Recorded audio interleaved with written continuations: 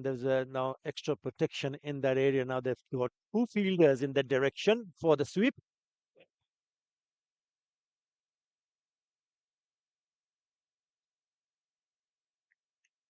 Evidence of turn there for Shoaib Thai.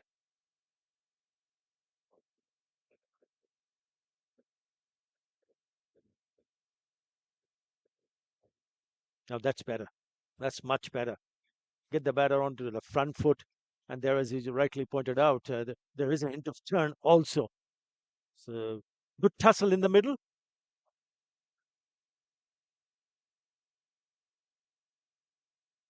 Turn. Another very, very good delivery.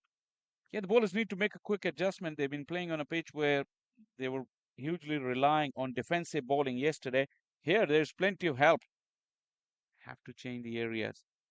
Shepta has made great adjustment. Another pitch. Good end to the over. It's 3 done, 12 for none.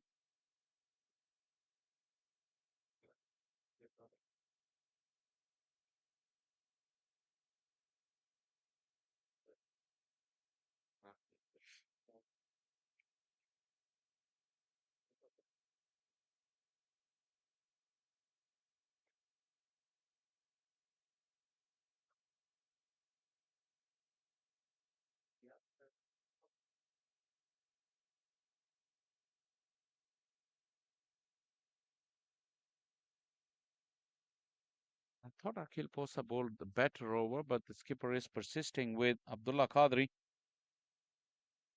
Bowled back of a length throughout the over.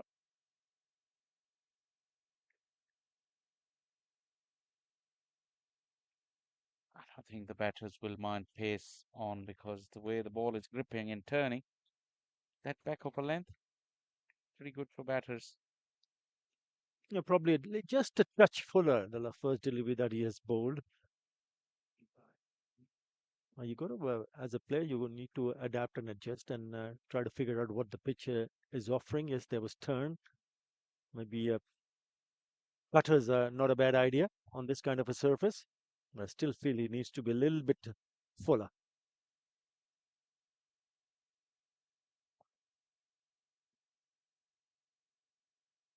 Shan Jahangir, on the other hand, is very experienced, and so is Avas.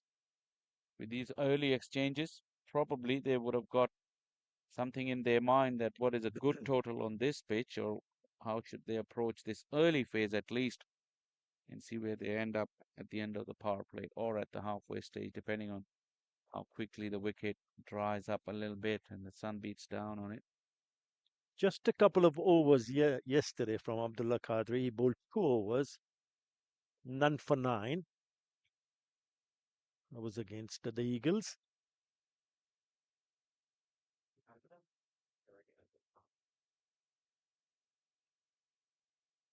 Swing and a miss from Awaz Ziav.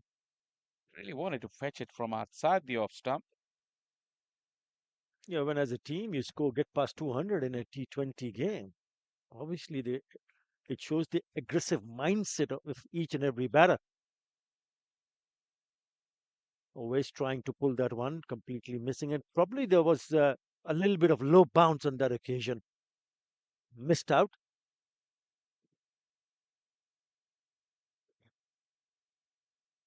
Talking about the aggressive intent of this team. I just went through their lineup, and most of them are aggressive by nature. It's a better length to wait for the umpire signal. They got a little bit of bat on it. It cramped him for room as well. It's a good length. Look at his feet position. The batter doesn't really go back or forward, so it gets stuck.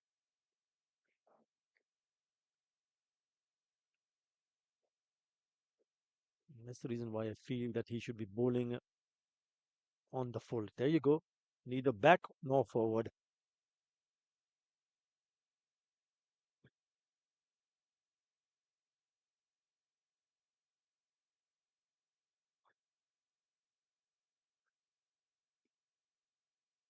Two straight, no chance with that one. Pitch way outside the leg stump.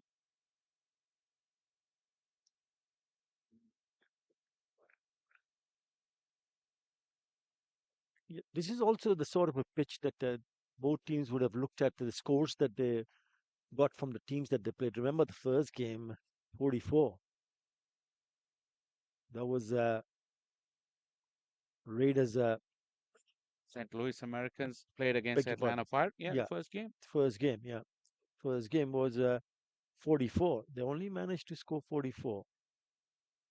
So when you see a team struggle, they would need to apply different method application. Yeah, St. Louis Americans 44 all out Atlanta 5 finishing in style in just 4.1 overs. And you mentioned Raiders as well. They crawled to 112, and then at one stage they really challenged the much fancied Kingsmen side. Barely got over the line. So run scoring clearly was difficult as it is this morning. Up to this point, 4 done, 15 for none.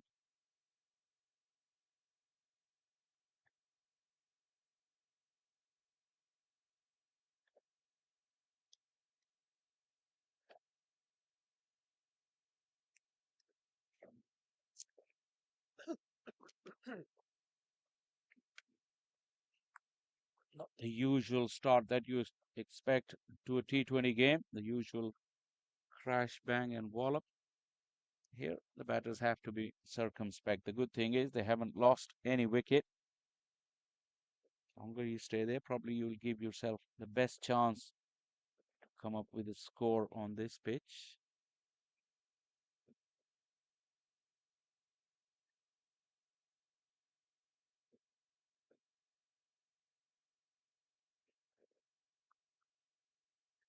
There was 45 in place. Cheyenne with no pace really went for the little dab. Premeditation once again.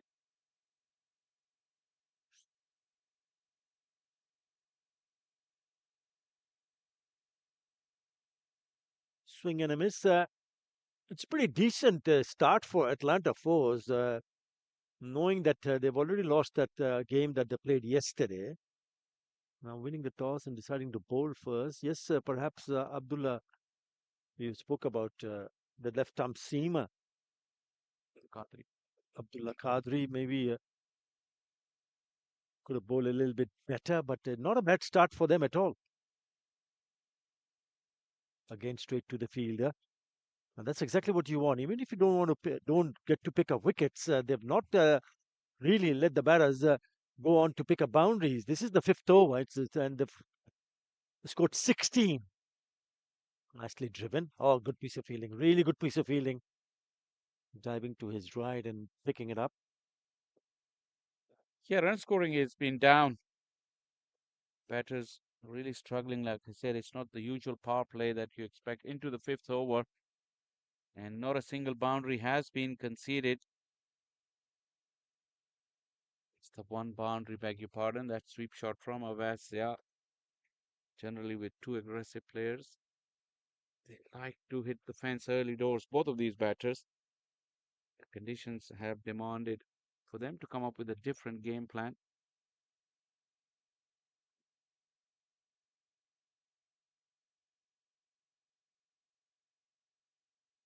It's in the air, but in the gap. These two will run well between the wickets. You can feel the frustration on the batters. The kind of shots they're trying to play, knowing that you spoke about the boundary and only one boundary in the first 5 overs. This is last delivery, so they would be looking to take a few chances here. They have a very strong batting lineup.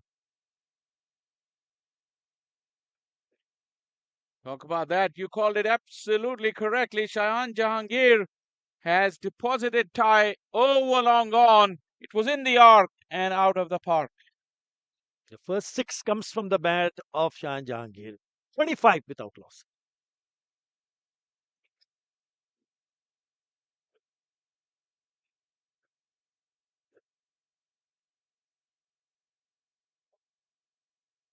A really good shot. This was tossed up. A lovely shot to clean the ropes right on the top of the tent. Can't be more symbolic than that, hitting the opposition dugout tent,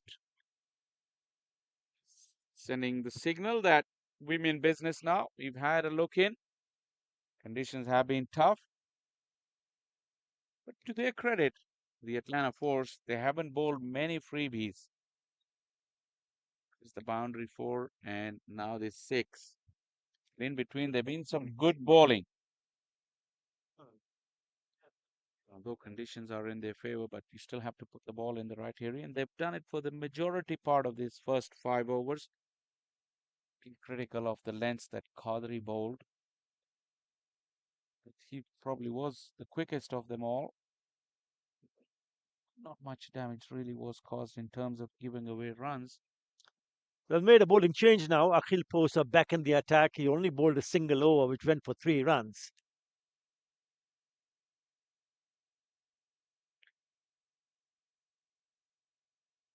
Good thing about that over from Akhil Posa was that he quickly realized, for any pace, started to bowl cutters, got plenty of grip from the pitch, now coming from the far end.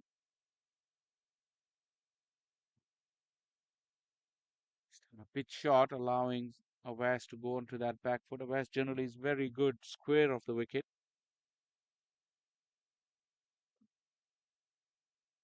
I always feel that the combination of left and right hand is so good for the team due to the fact that the moment they cross over for a single, the field changes and the line and length from the bowler will need to change also.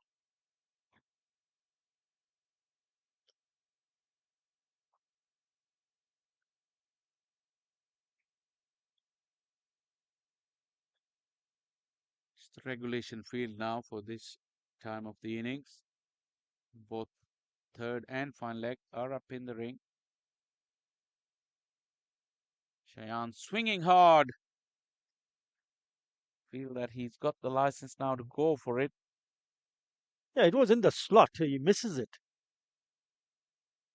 It's just a little bit too wide.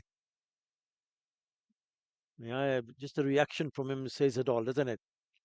Yeah, and probably just dragged it towards that cow corner. If he had went with the angle, there's no protection in the deep on the offside. Avas called for it. Shayan was late in reacting, but that fumble will allow both of them to get into their ground. It's a well directed short pitch delivery. I think he's hit him on the chest. The reaction suggested that he missed it completely. There you go, right on the body, holding on to the chest, and all of a sudden he realized that the non-striker wanted a single. Didn't pick it up cleanly, the keeper.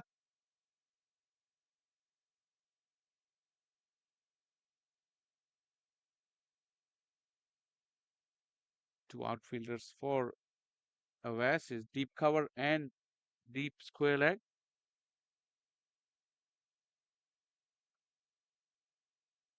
Get it in front. We'll go to that sweeper. Just a bit of a flow to the innings started to come, putting back to ball, rotation of strike. Yeah, they're getting in a bit of a momentum here. Kingsmen X, the openers, have taken a bit of a time. They're in the air. Still have got 10 wickets in hand. This is the last over for the power play.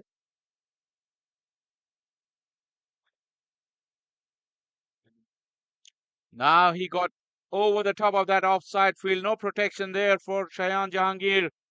Better option, and he will profit with a boundary. Yeah, again a short pitch delivery, allowing the batter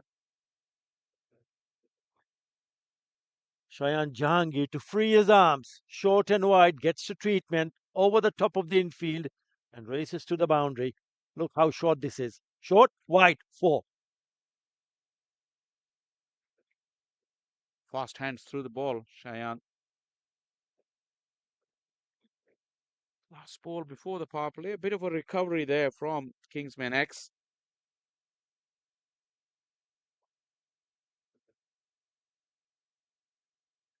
This is bad bowling, but superb strike from Shayan Jahangir, and this time it's gone all the way. What a strong finish to the power play for the Kingsman X. Yeah, with that six. The score moves on to 38, but what a cracking shot that is. Again, too much wide on the offside. This time he latches onto it. That is a very good shot and goes the distance. 6 done, Kingsman X 38 for none.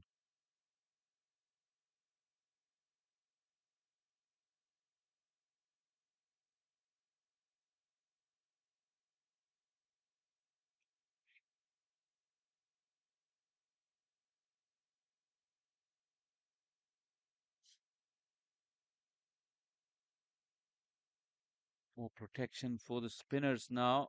Since the power play is done, Daud is into the attack.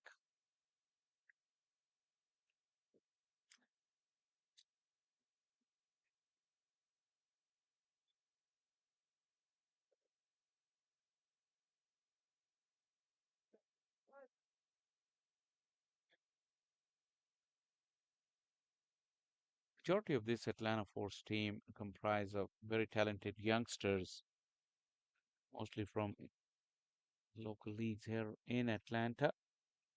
Good exposure for them. Very good opportunity to share the field with some experienced players.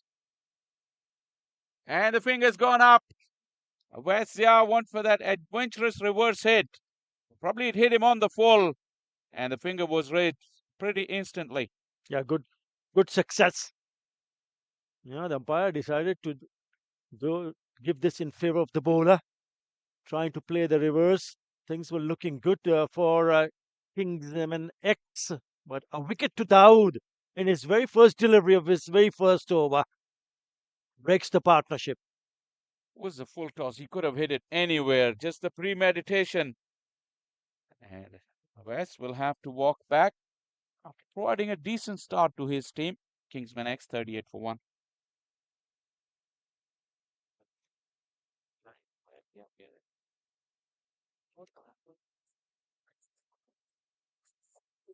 पता नहीं angle सीधा नहीं है ना थोड़ा सा टेढ़ा है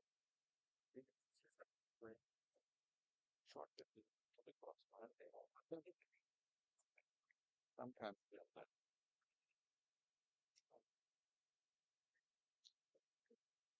Well, Daud Azim couldn't have asked for a better start. A wicket off the first delivery. I was saying these youngsters be just glad for the exposure to share the field with some of the very experienced players, international pedigree players. And Daud Azim has just got an international player out, and he will cherish that. Looks like Sanjay Surya has been sent in now. Man fresh from 100 yesterday.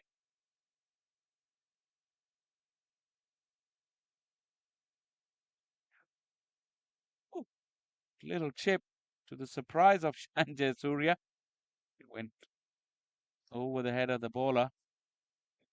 Yeah, the ball just holding up. But he's in a very good nick. Shahanja Surya. What an innings. What an innings he played yesterday. 113 of just 52 deliveries with 10 sixes and 8 fours. Great strike rate. Now, this is the pair. This is the dangerous pair.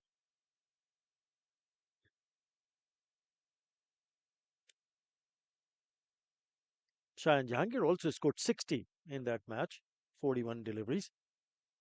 So if they can somehow manage to break this partner, break this pair, pick up a wicket, get a new batter in, then they'll put a little bit more pressure.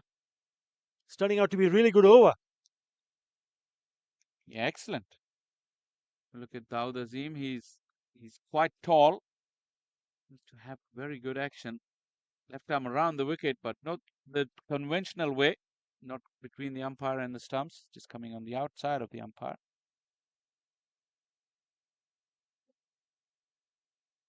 Yeah, it's turning out to be lovely over.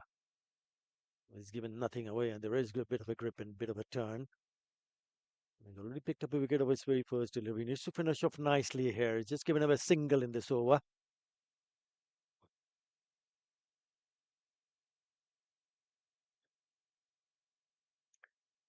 Well, that was a gift. Cheyenne wasn't going to spare him. I think it carried all the way, flat and hard for a maximum. Yeah, what a way to finish the over. Just spoils the last delivery. It was a Cheyenne Jahangir who smashed it over long off for the maximum. Tracking shot to finish the over. Kingsman X is 45 for 1. Look at that low full toss. Easy. Too easy. Poor delivery. Gets the treatment. 45 for 1 after 7.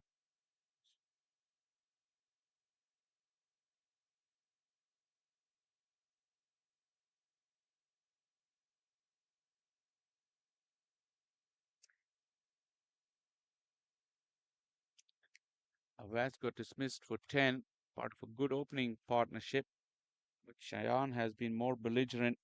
Strike rate is 136 at this stage. We'll allow Cheyenne J. Surya to take a little bit of time if he wants to get used to these conditions. And the momentum being carried by Cheyenne Jahangir.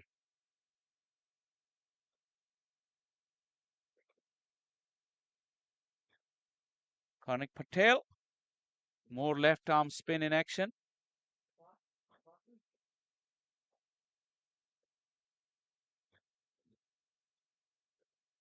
Bet to have a look in. Cheyenne J. Surya just quietly knocks it into the gap. Yeah, he'll take a little bit time, but then once he gets his eye in, then he'll be looking to play a few shots here. I can tell you that. Shahan Jahangir, very good. He's moved to 30 of just 22 deliveries. He's played some glorious shots. That's a firm drive, just in the air for a little while, but away from the fielder.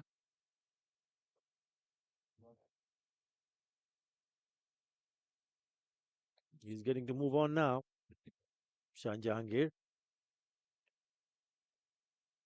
Gradually found his touch, gradually got accustomed to the pace of the pitch.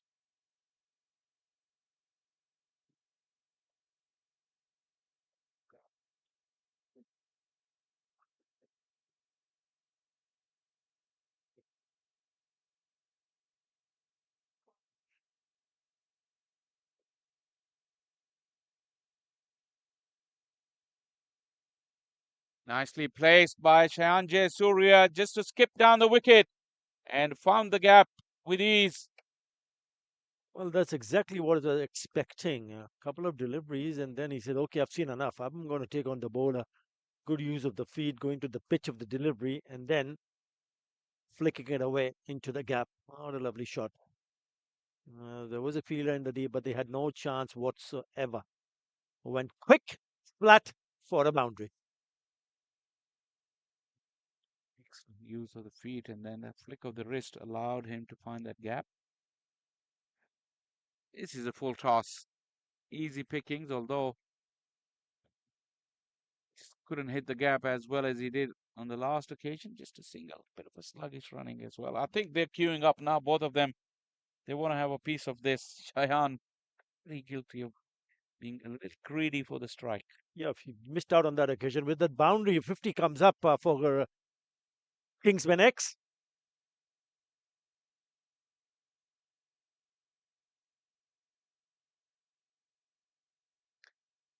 Patel finishes off with a good delivery.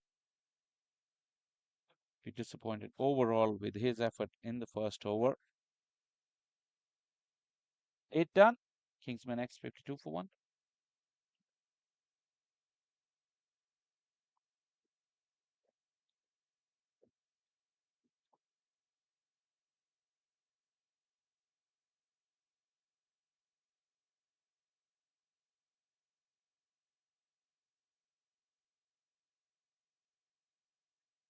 Second day of this Atlanta Open T20 2024.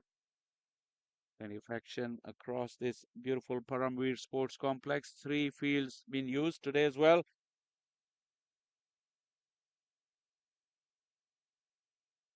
Gorgeous morning.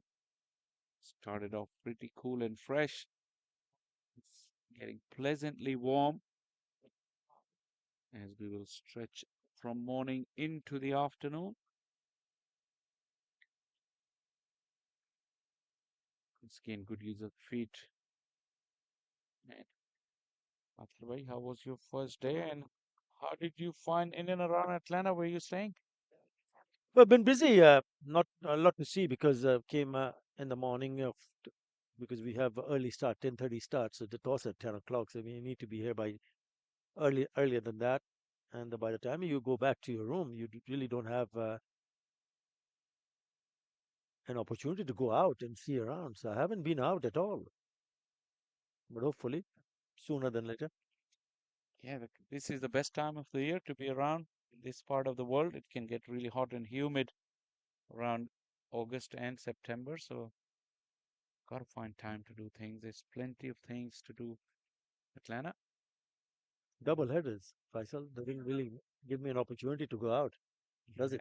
as a commentator, yeah, we know we work in those leagues at times and we watch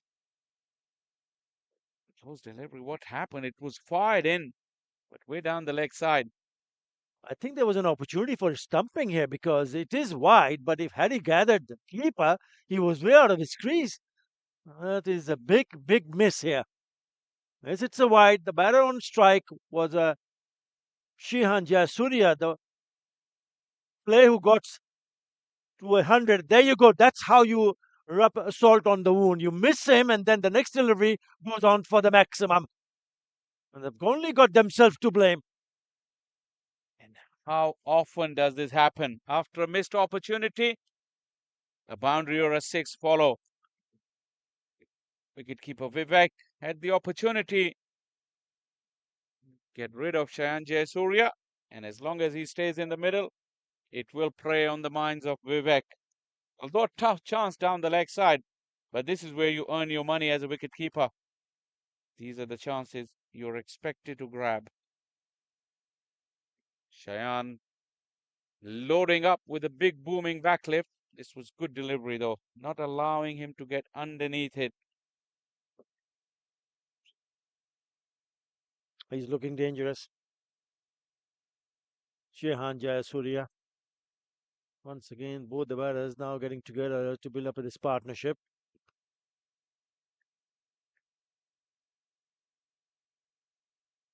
Nicely weighted Shayan Jahangir. Did stop a little, but this is the advantage when you spend time in the middle. You get used to the pace. You're able to make use of that delivery as well, which was a quite decent delivery. They'll be thinking to get this run rate up. Now they've just gone above 7 runs in an over, 7.13. Eyeing the leg side.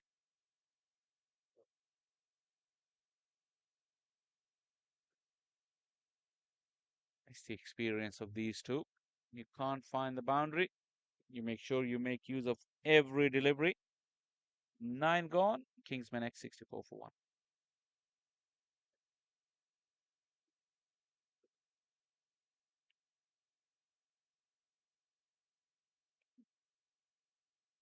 Rejected.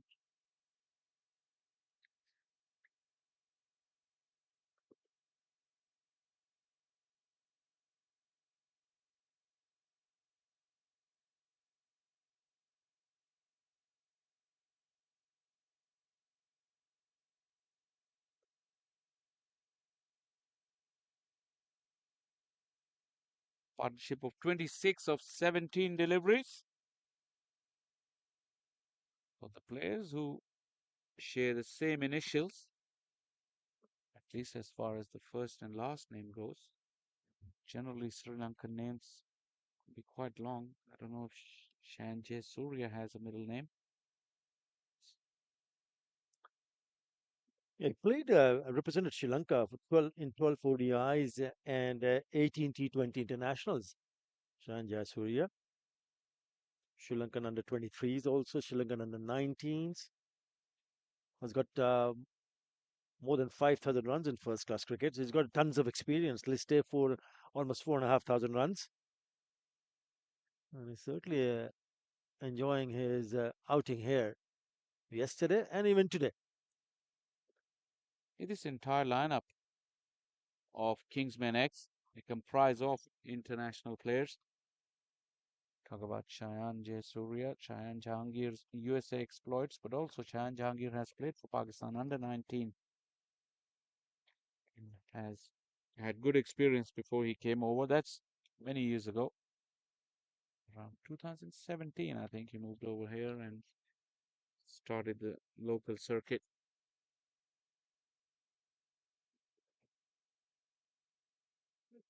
This is big, but the fielder was in line, just took him on, and for a moment his heart must have been in his mouth. Could this be a better effort? We'll have to wait and see for the replay. Was there a chance? It looked like it might have been an opportunity for the fielder to hang on to that catch. We'll have to wait and see. Again, making it into a full toss by using his feet. Oh, way above. Way above. Just could not go and close to that ball.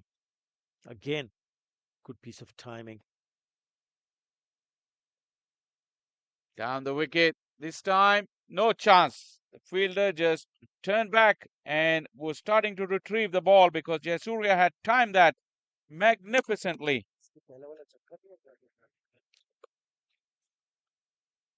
This is even bigger.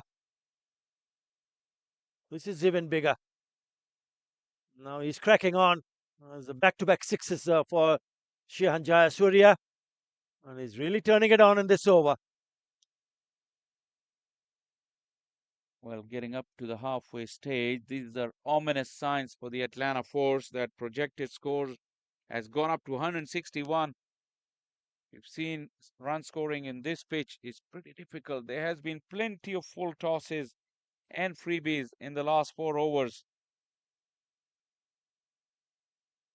Something you don't want to offer to these players with pedigree and experience. So what about that stumping chance, Faisal?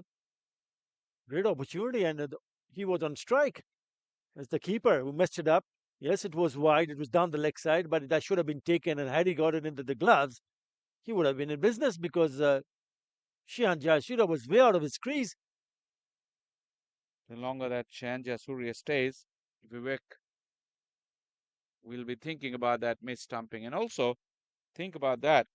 Getting a new batter in is never easy to start on these pitches. So that was a double-edged sword for Vivek, and he'll have to live with that, at least for the time that Jayasuriya remains in the middle. At the halfway stage, Kingsmen 79 for 1. Thank you.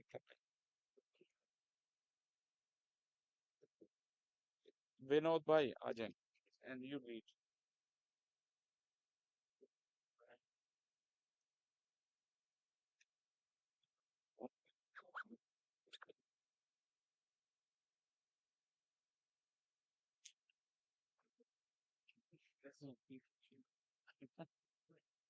Been searching, huh? Been searching, brother. Against Wasima Khan, right? No, not That was 70. Mushtaq, Kabir Khas, was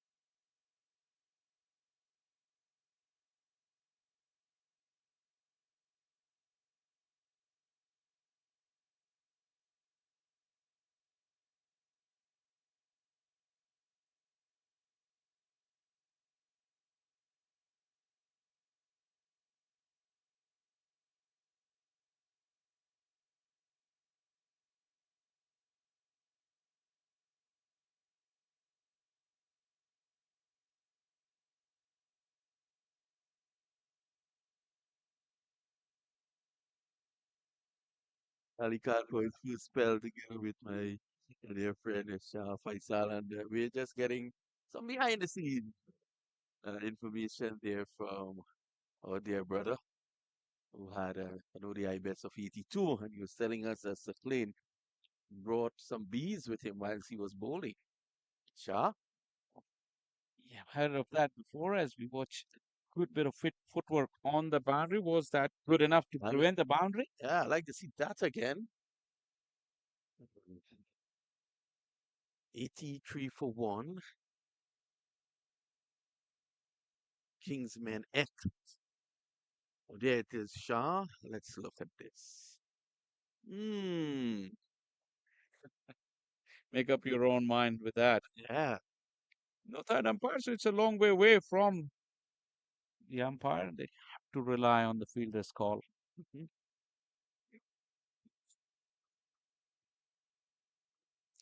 There's Mangesh, one of the organizers here.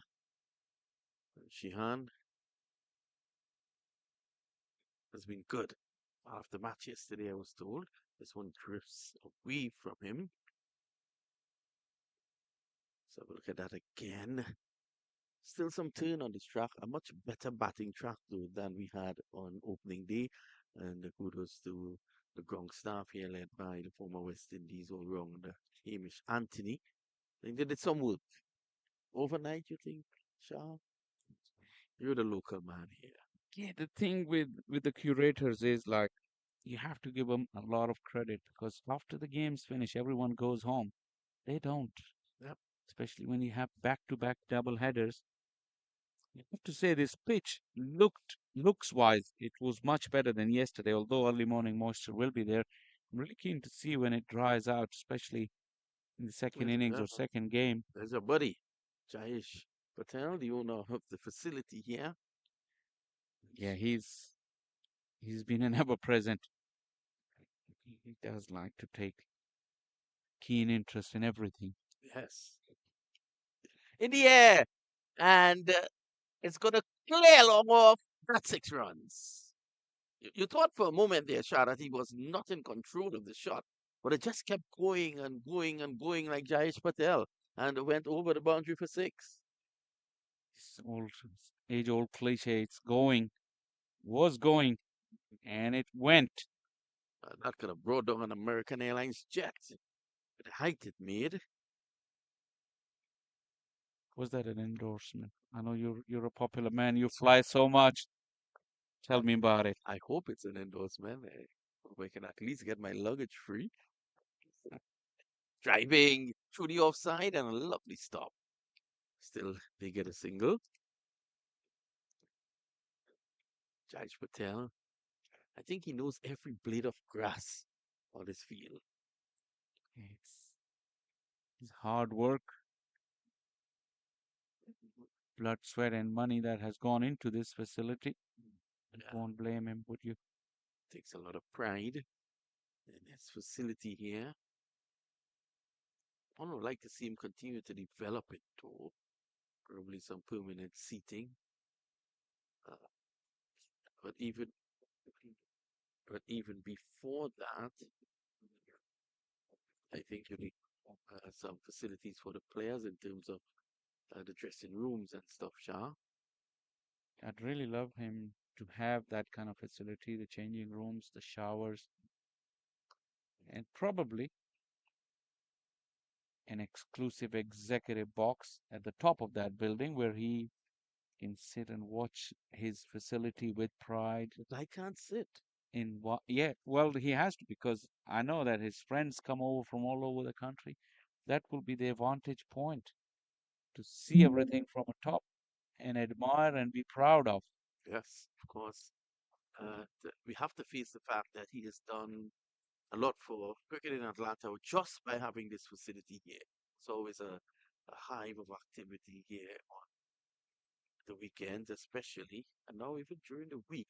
A lot of cricket being played here, and this is the only way America's cricket will go forward by playing on turf pitches. Yeah, that's true. You said weekends, I think during cricket season, almost every day is some activity going on here. A bit too close to cut. Still, he's able to force it away there, Shehan. So Shehan is on 43 and Shehan is on 34. Are we mute?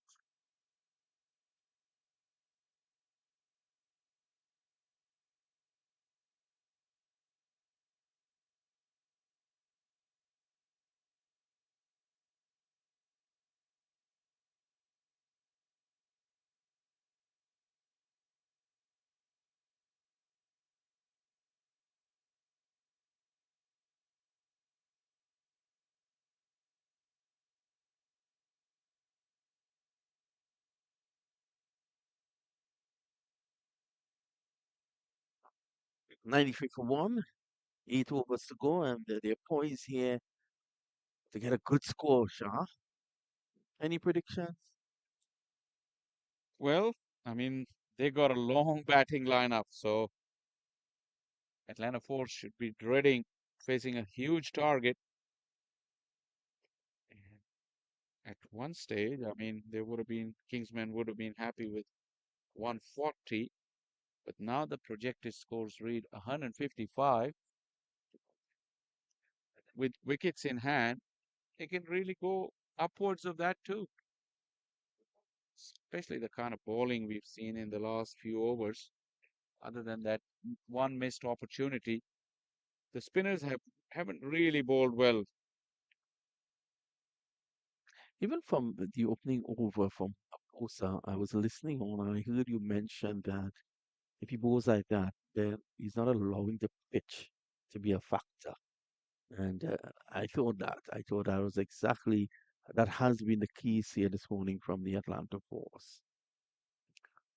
Swift Ties, one of their more experienced campaigners. Oh, there's a big shout. I think Jayasuriya was overbalancing, but still remained in the crease at all times, according to the umpire. Now let's have a look at this. Yeah, it was always grounded.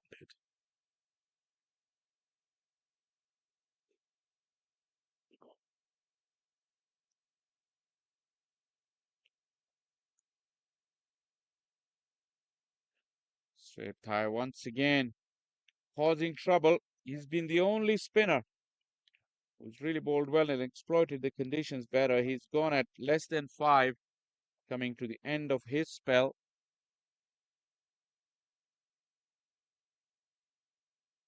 More evidence of that turn and bounce. He's really found the right pace as well on this pitch, because you can't afford to be short. Otherwise, it will sit up.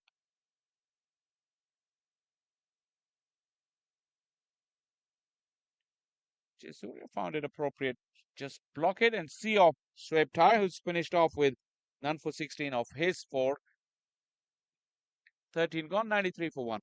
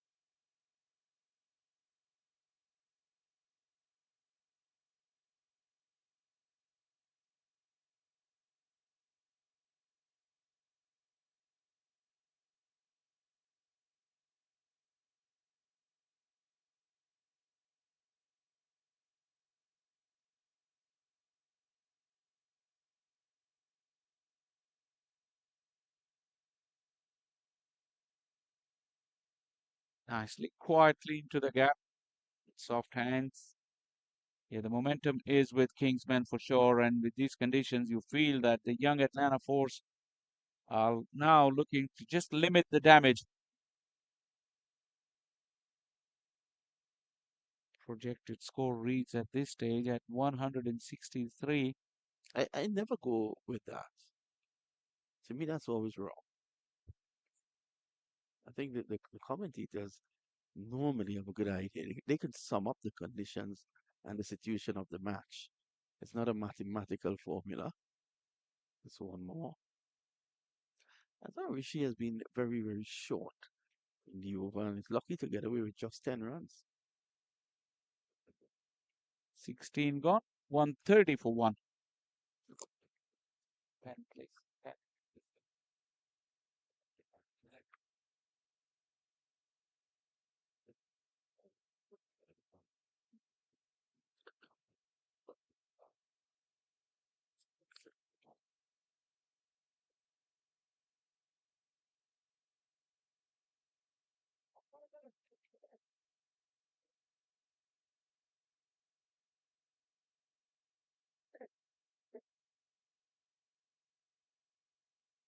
You're feeling for very long overs coming for Atlanta Force. With 9 wickets in hand, 2 set batters going berserk.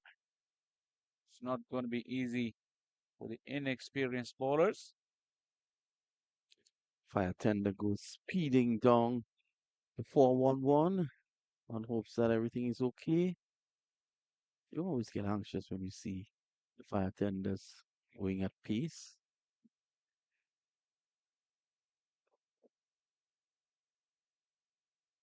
Traffic moves very rapidly here at 411. It's quite busy, but you hardly ever see any hiccups. Oh, that's full toss. I'm sure it's going to be a no ball, but Shayan Jahangir has gotten hold of that. All right. Wow, what a strike. There goes the Trinidad and Tobago's under 19 opening batsman, Pal Ramdo, doing the fielding. Let's have a look at that again. Not that. So wait on the replay.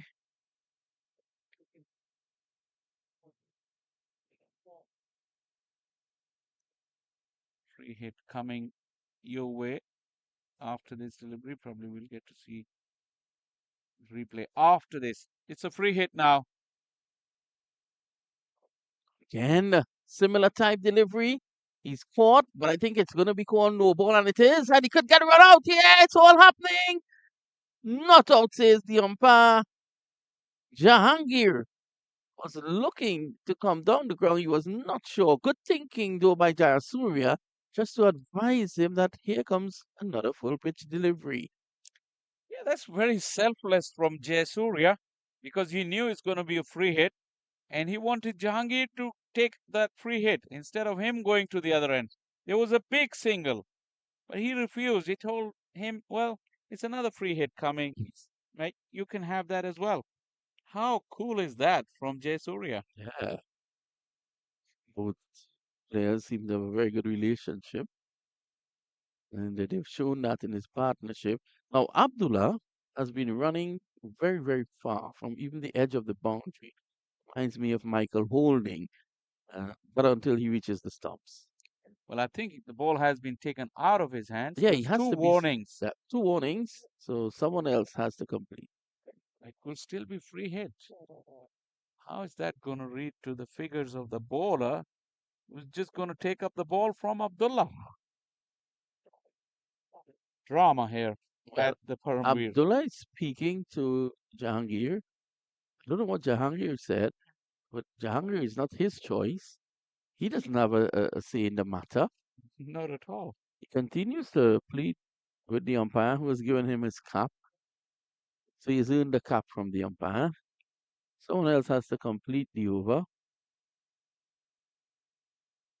It's really started well for the Atlanta Fire. First 5 overs, they really bowled with good discipline for the most part. They had a wicket, Atlanta Force. Atlanta Force rather.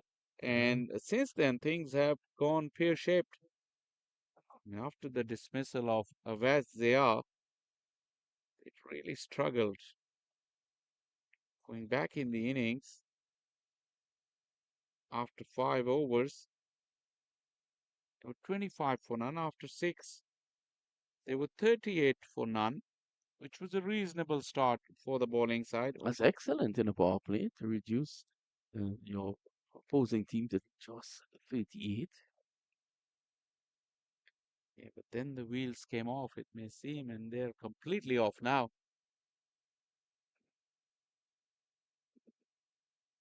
Nitish is going to bowl. That free hit. That's still in effect. How unfair is that to Nitish? He comes into bowl. He hasn't bowled before. And his first ball is a free hit. And it goes for six. One big stride forward, playing through the lines, taking his hands through the shot. That's 6 runs. Yeah, you got to take some of the pain that was caused by your teammate. And Nitish will reflect in his figures that he had no fault of his own when he bowled that free hit. Look at that. Lovely use of the feet.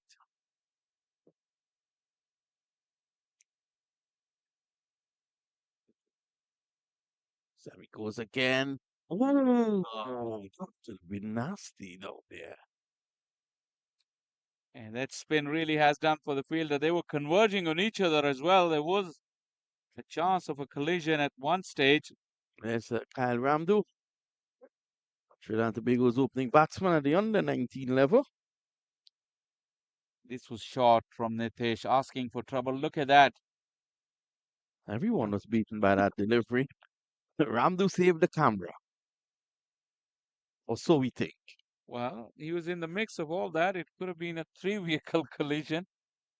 But luckily, So at deep mid wicket, you just saw Kyle Ramdu, who is, as I said before, the opening batsman. But just time it's in the air, the opening batsman for Trinidad and Tobago at the under 19 level.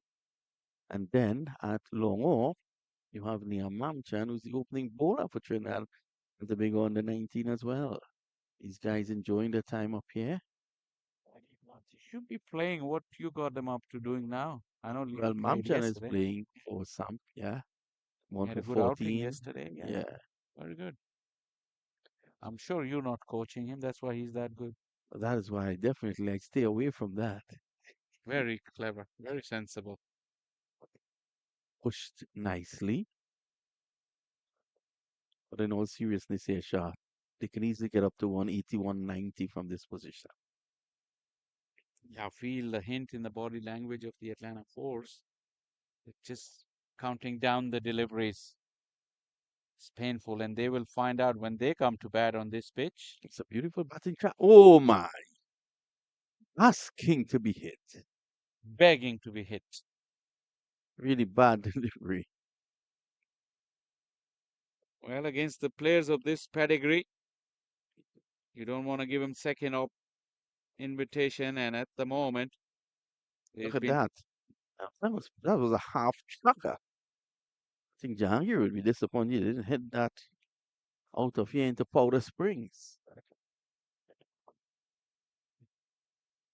154 for one.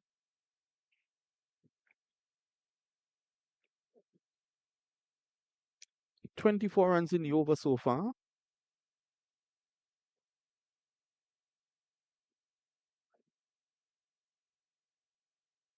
Shan Jahangir player always had a lot of time for and fielded. Nearly cleaned up his non-striking partner, Yes. who was kind enough to allow him to hit free hits. And Shayan nearly took him off. Shan goes on to 75. What an expensive over this has been. 17 gone, 155 for one. 25 runs in the over. So this is something I always wanted to find out. Why do players from the East, players from Pakistan, Bangladesh, India, always kneel when they drink water? Okay, there are a couple of reasons. Educate me, my friend. Firstly, I'd have to bring in and say that it's a religious virtue Mm-hmm. to drink or eat while sitting down, Mm-hmm. and some modern research has actually proved that if you consume any food or drink, you're better off sitting down instead of standing up. So that's more of a ritual and belief that that is the right way to be grateful as well for all the blessings. And obviously, food and drink is a blessing. Establishes a short-hand jab down the ground, and it goes for four. Really poor effort. I know Yeah, you're very, very hard on fielders when they miss field shot. yeah, there's one thing, one skill in the game of cricket that you don't have to be blessed with a lot of talent. You can improve it with your sheer effort. And it was poor indeed. You can't, and one thing, you can't say just you can get a bad bong say at Veers. Yeah, on this outfield, you have no excuses. And also in this day and age in T20 cricket, there's no hiding place. If you're not a good fielder, you will be exposed. Definitely. So you cannot, I mean, it's not even an option not to work on your fielding anymore. Got to be a good fielder, regardless of you being a good batter or bowler, and still add value to the team if you're the best fielder. Driving nicely. Fielded though. Chen Jasser using his feet. Generally, with the subcontinent nature of origin cricketers, fielding is always an added advantage. You're a good fielder more often than not. You just get in the playing 11. He's gone down the track, and Jasser has to go out stump for 62. And Atlanta Force will breathe a sigh of relief. Googly from Rishi Pandey. He's a very talented cricketer himself. Threw the ball up in the air, landed it correctly, and a bit of spin. There's always spin on offer on this pitch. But Shanjay Surya will take the long walk back. After another sizzling knock in this year's Atlanta Open, he's gone for 62, and Kingsmen X are now 160 for 2. Yeah, dragging him and fighting him to come down the track. And on pitching, he lost his shape there. Ball turning away from him. That's the goal. Jahangir is still there, poised on the 80. Tajinder's the man coming in, and if he gets a fair amount of the strike here over the next 2 overs and a bit, Jahangir could well get a century. Yeah, and he'll be good value for that. He really batted well. Don't forget that it didn't come all easy for him at the beginning. He really had to work really hard for his runs, get used to the pace of the pitch. He was really doing all sorts when pitched in the right areas in the first 6 overs. So he had to ride through that phase, and then he's earned himself the opportunity to capitalize on second and third string of bowling and some loose stuff. You can only do that if you remain in the middle. You can't score any runs from the dugout.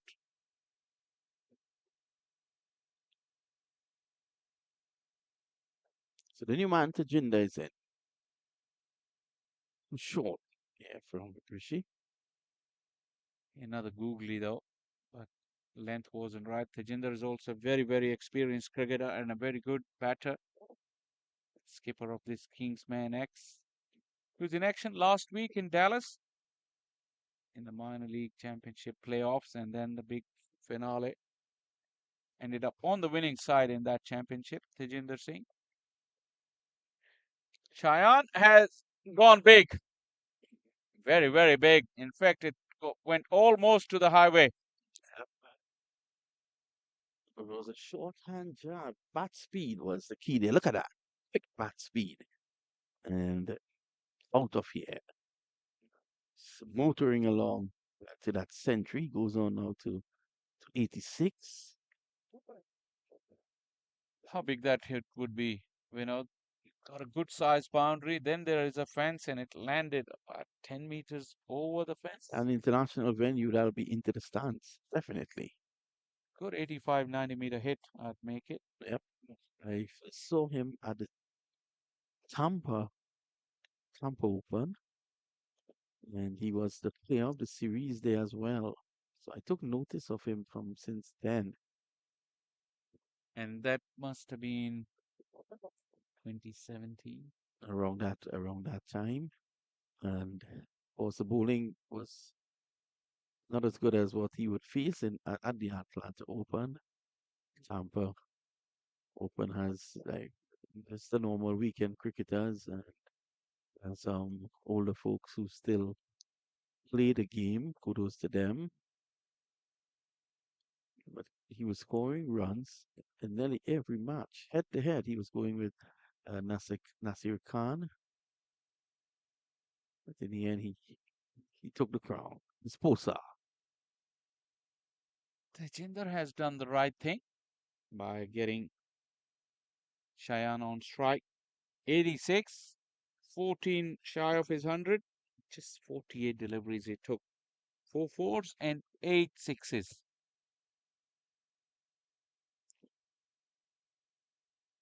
Where is he looking? He's just cast us an eye on that far corner.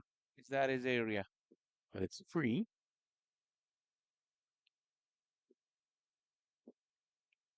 Akhil Posa has bowled quite a few off cutters in his time, so that will be the right angle. Look at where Shayan Jahangir is setting up, showing him all his 3 stumps behind him. This time he drives uppishly through the offside. It's just going to bounce away and a lovely stop in the end. Ball pitching, spinning in the opposite direction. Good stop. Akhil Posa, despite Shayan showing him all his 3 stumps behind him, still went for that, Well, hiding outside the off stump line. and the reason why he went across and took that stance was to access those full and wide deliveries. And he fed him there. He should have been looking to go into the stumps with the Yorker. Tajinda gets the single. He's doing the right thing, as Shah said. Did give up though, and he's going back. And there's an appeal. Not out, says the good Leon umpire. They go back for two. That's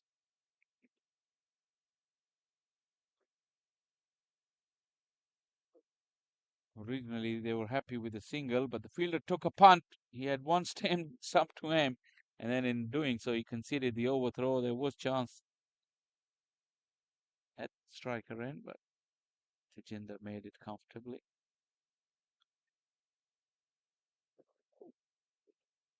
the time he advances down. I thought he had edged that, but Posa did get the ball to move away from him. Yeah, that's what Tejinder was pointing in the background, a little leg cutter action. Like I said, Posa had ball plenty of off cutters. With this old ball at this stage, he reverted to that leg cutter. Once again, the ball gripped, even at this late stage. Sun has been coming down, probably not as warm at this stage of the day. Swing and a miss. Let's have a look at that again and judge for ourselves. Ooh, well, it was outside the guideline, the blue line that is there to just guide the umpire. It's still in the umpire's estimation, as if it's a wide or not. Yeah, in the end, he wasn't really unjustified to ask for it because he advanced down the wicket. He didn't cover the angle to the side that would allow the umpire to add that movement into that blue line further wide of the off stump. Slow delivery, peeling off the outside edge of the bat, spinning away, and it's into the boundary for four. Despite the best efforts of the young man running back, I think he might have twisted his ankle. It didn't look good. Just did slide a little bit.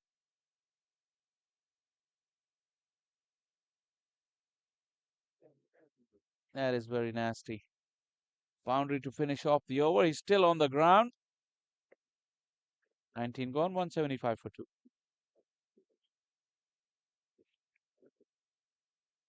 Hopes that the young man is okay. See young players in all their exuberance throw themselves around.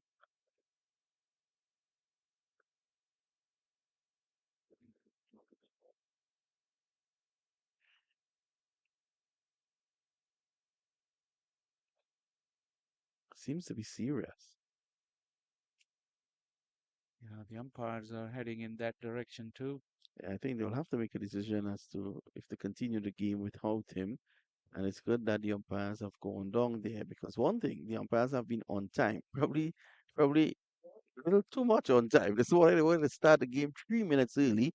But of course, the stations around the globe that are taking this feed, they would have probably had ads running, news being read, Shah.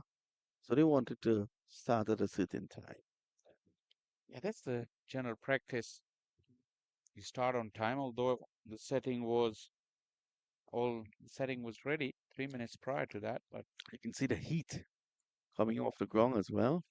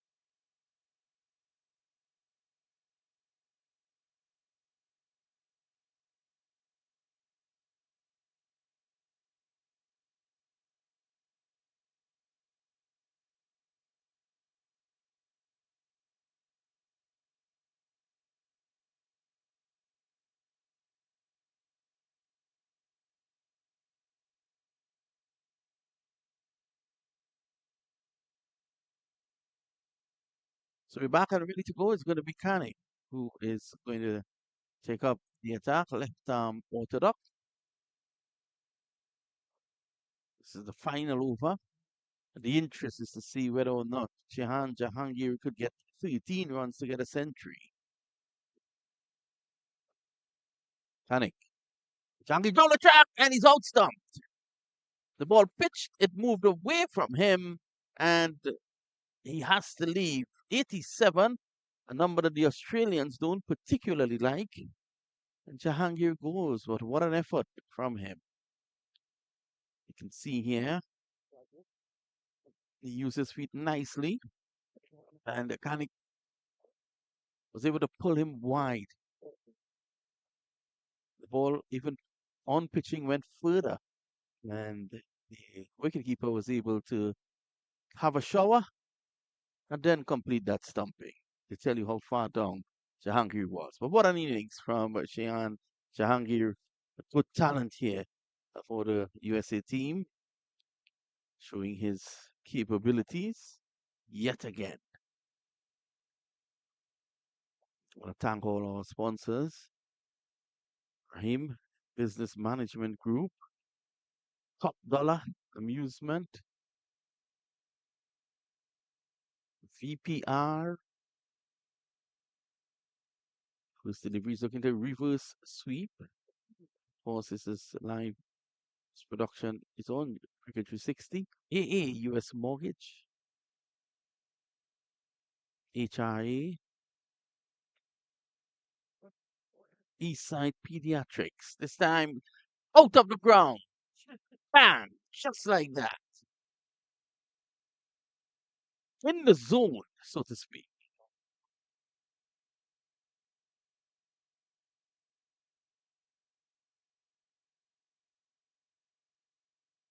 What a shot.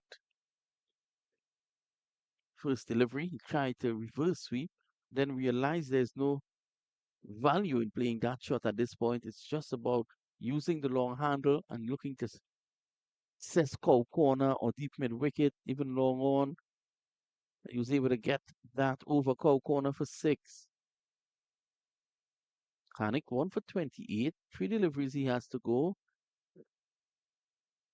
And this is a very imposing score. But I'll tell you something though. Uh, you can't compare what you're seeing today to what you saw yesterday in terms of the factor that the track plays. It's a much better batting track, as you would have heard from the pitch report done by Atta. Down the ground. 6 more. Tajinda gets into the act now. 188 with a delivery to go.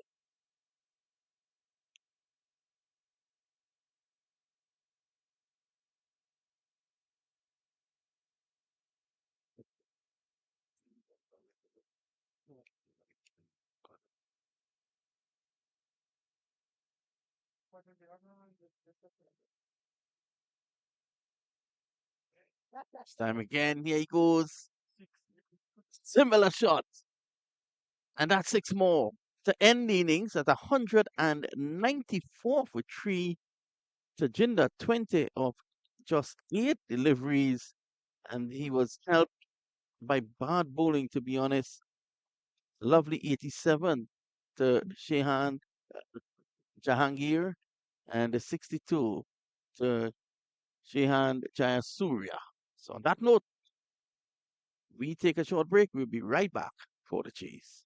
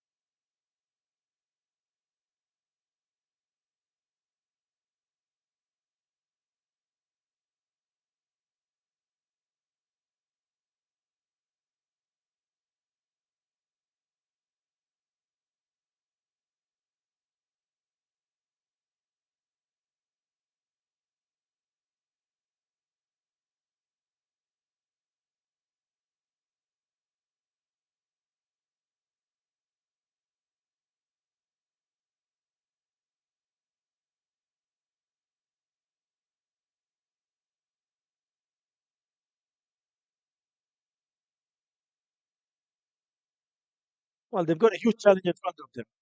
Welcome back for the chase. Kingsman X again showed some brutal power in terms of how to score runs. Remember, it was Atlanta Force won the toss and decided to field first. In the first 6 overs, they just got off to score 38. But my word, in the end, they smashed at 194 for three. Kingsman X. Well, they need to put up a really good fight here. Important for them to start well here. Jahangir was outstanding, simply brutal with the bat. 87 of just 58 sixes and 4 fours. And there you go, first delivery. I need 195 required out of almost touching 10. As I say, a very good afternoon to win up. Yeah, good afternoon, Atta. It's going to be an uphill task. And the guys from Atlanta Force, they're just mostly local players. They play in the local league, some of them coming through the academy. So I think just being on the field with these so-called professional players is such a big thing for them. And they'll be just happy, I think, to see him survive. That's a good delivery, quick one. Man with the Chaminda Vast style, bowling action. Atta, how has it been? It's been good, it's been good. It's been great to be here, to be a part of this 2024 Atlanta Open T20. And yes, and I'm pretty impressed with the few of the cricketers. I mean, I've already mentioned Shayan Jahangir. What about Shahan Jasuria?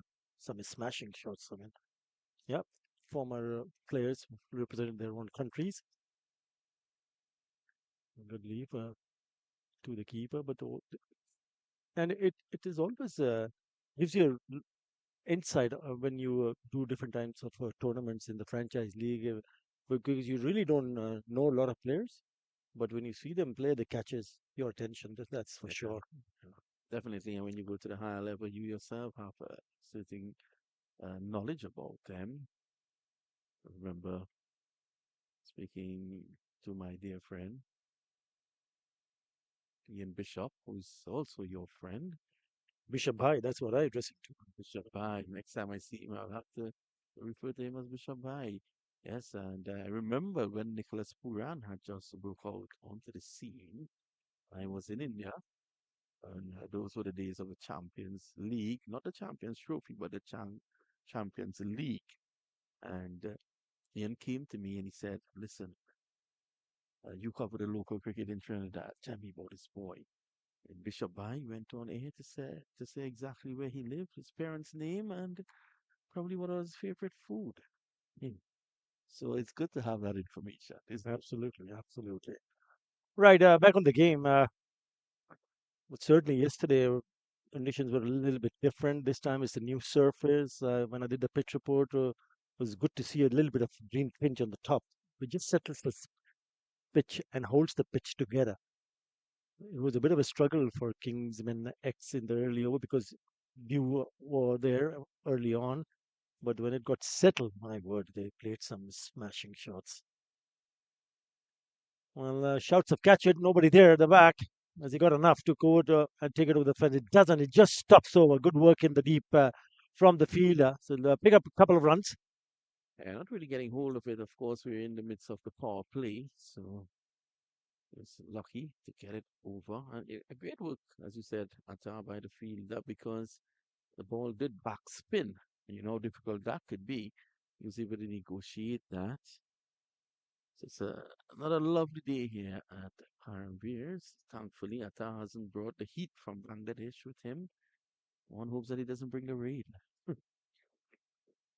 Well, Bangladesh taking on India in the T20 International. They're feeling the heat there for sure. Yep. One always looks up to teams like Bangladesh. And I think that when teams like Bangladesh, even the West Indies, when they play against India, I think the world supports the opposition in that case because they want to see, what's next. Who are the guys who are coming up? Right. Straight away, it's the introduction of spin in the second over. Saad Bin. left arm orthodox, slip in place. Yeah, they would need to pick up early wickets.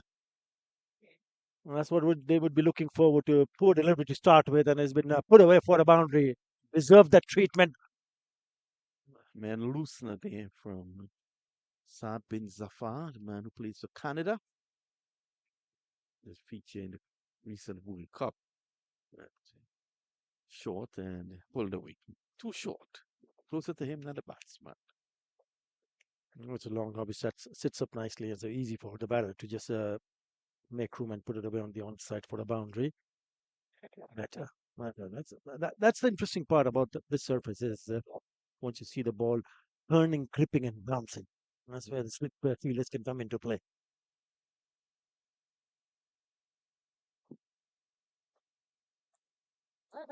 Again on the shoulder side, he's missed out on that occasion. Straight to the fielder. I thought you would remember in 1987 World Cup when Mike Gatting, I think, with England poised. Chipped straight Yep. to the fielder. It was, Against Pakistan, wasn't it? and then I don't think he ever did the end of that. 13 without loss.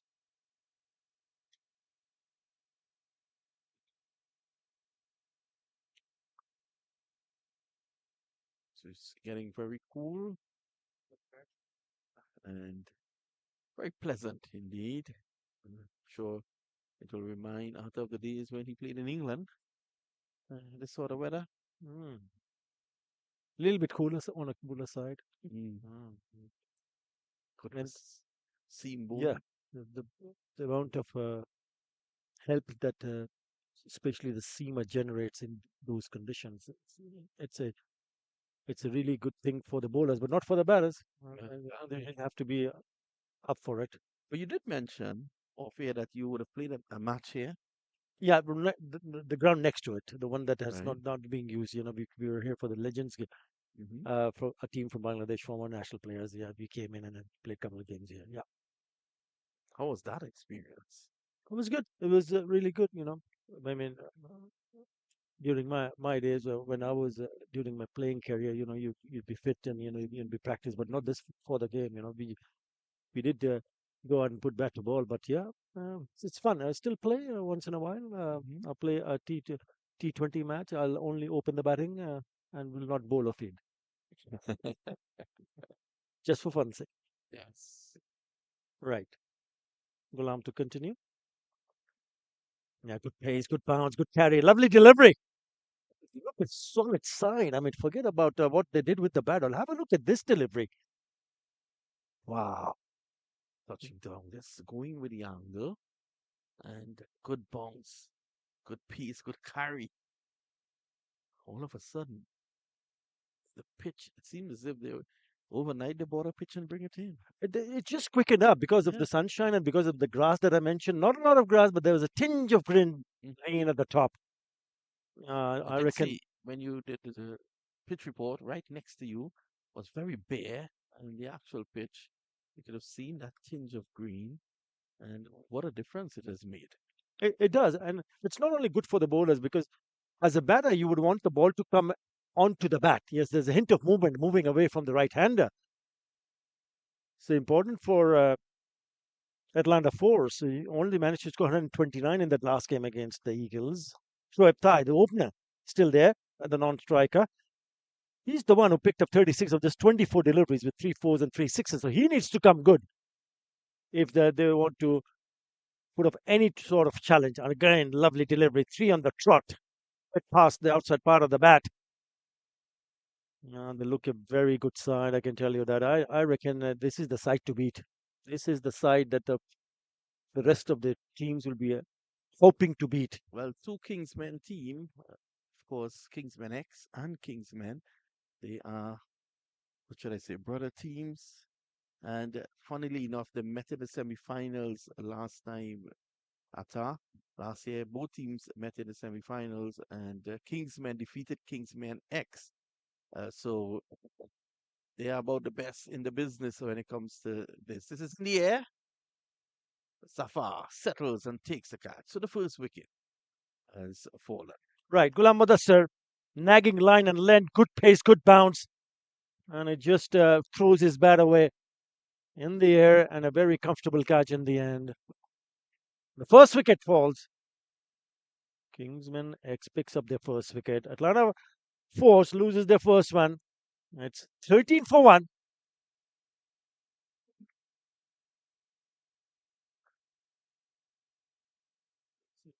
Okay. Yeah.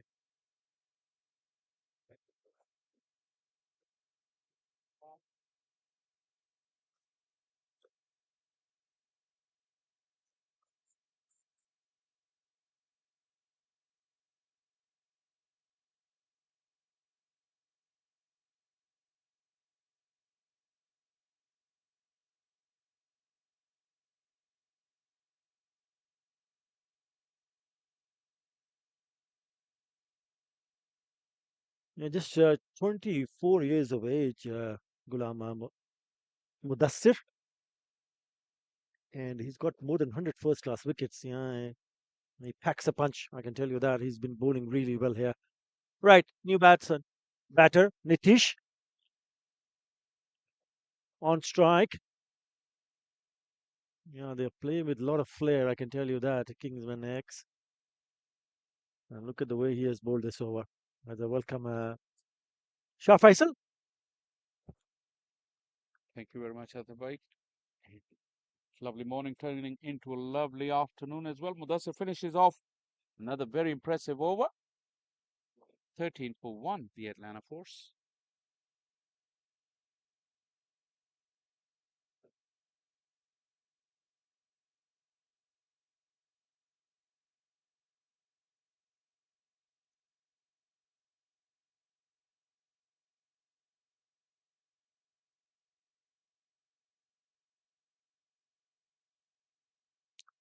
Right, spin will continue.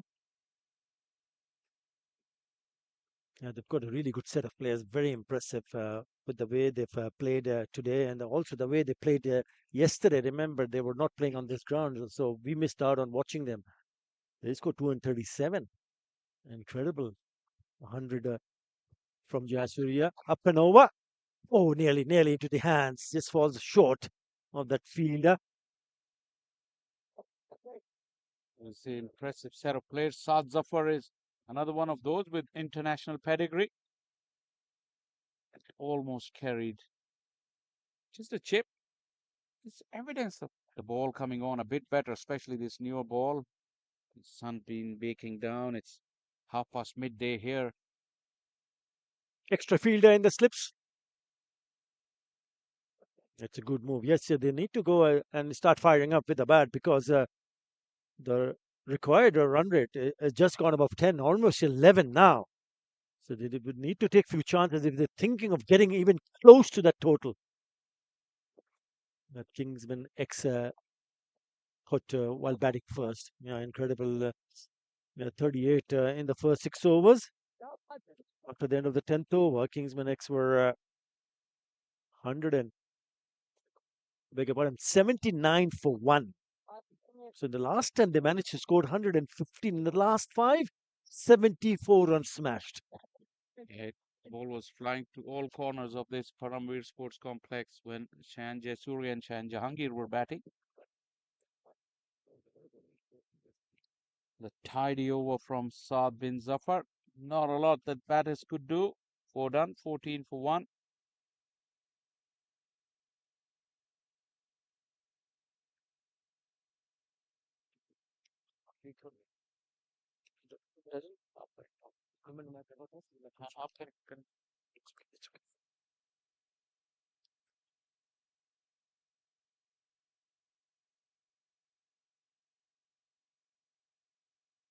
Atlanta Force innings 14 for 1 after the end of the fourth over. And a lot depends on this pair for Atlanta Force. They were the ones among the runs in that last match against the Eagles. Shoaib Thai 36, Nitish Sudhuni 25. I mean, they need to fire up. Important for Atlanta Force. Not going to be easy, I can tell you that. Shah Faisal? Yeah, not with the kind of opposition they've got. kind of total they're chasing. I think it looks like Hassan Mohsin into the bowling crease. Yeah, lovely action. Just onto the pad, so it's nicely clipped away for a single. Hassan Mohsin was part of that Pakistan team that played the World Cup in Bangladesh years ago. I Still don't know. look baby face. That was 2016, I think. Yeah, I remember. Looking at him, you won't realize that I he's remember been that. around. I remember that. The the player that I remember would be Madison Mirage. Came out with flying colors. Was the player of the series in that tournament. Oh, straight on and straight out. Oh, it must have hit him and right flush on the face. Mm. He's taken the blow, probably expecting it to come a little bit on the slower side, but was struck nicely and straight onto the face. Just hit him around the collarbone or neck. He was turning, and that is a real fierce blow.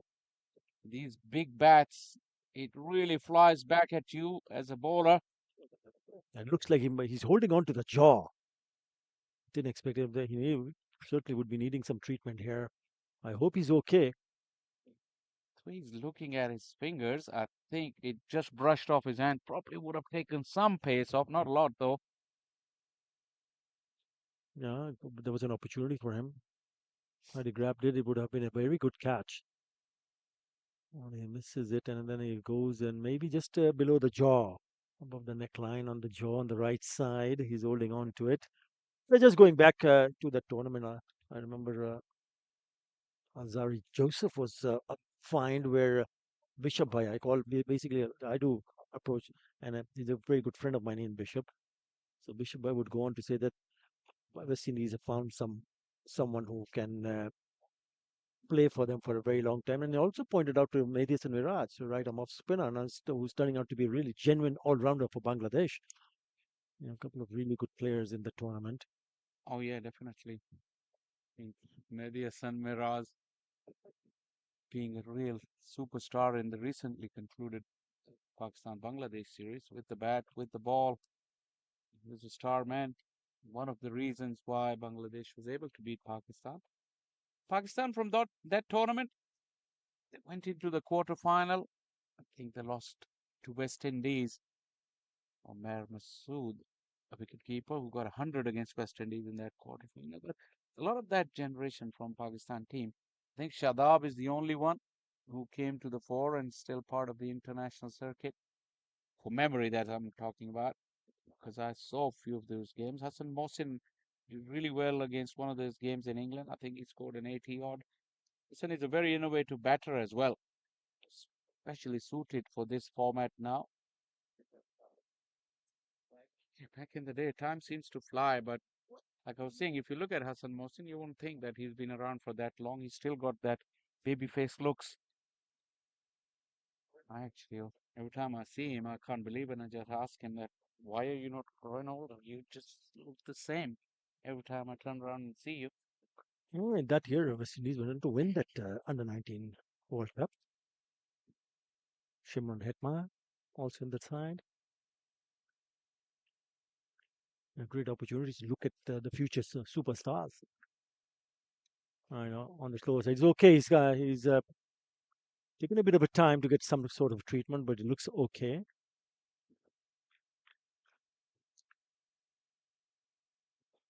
Hassan Mohsin.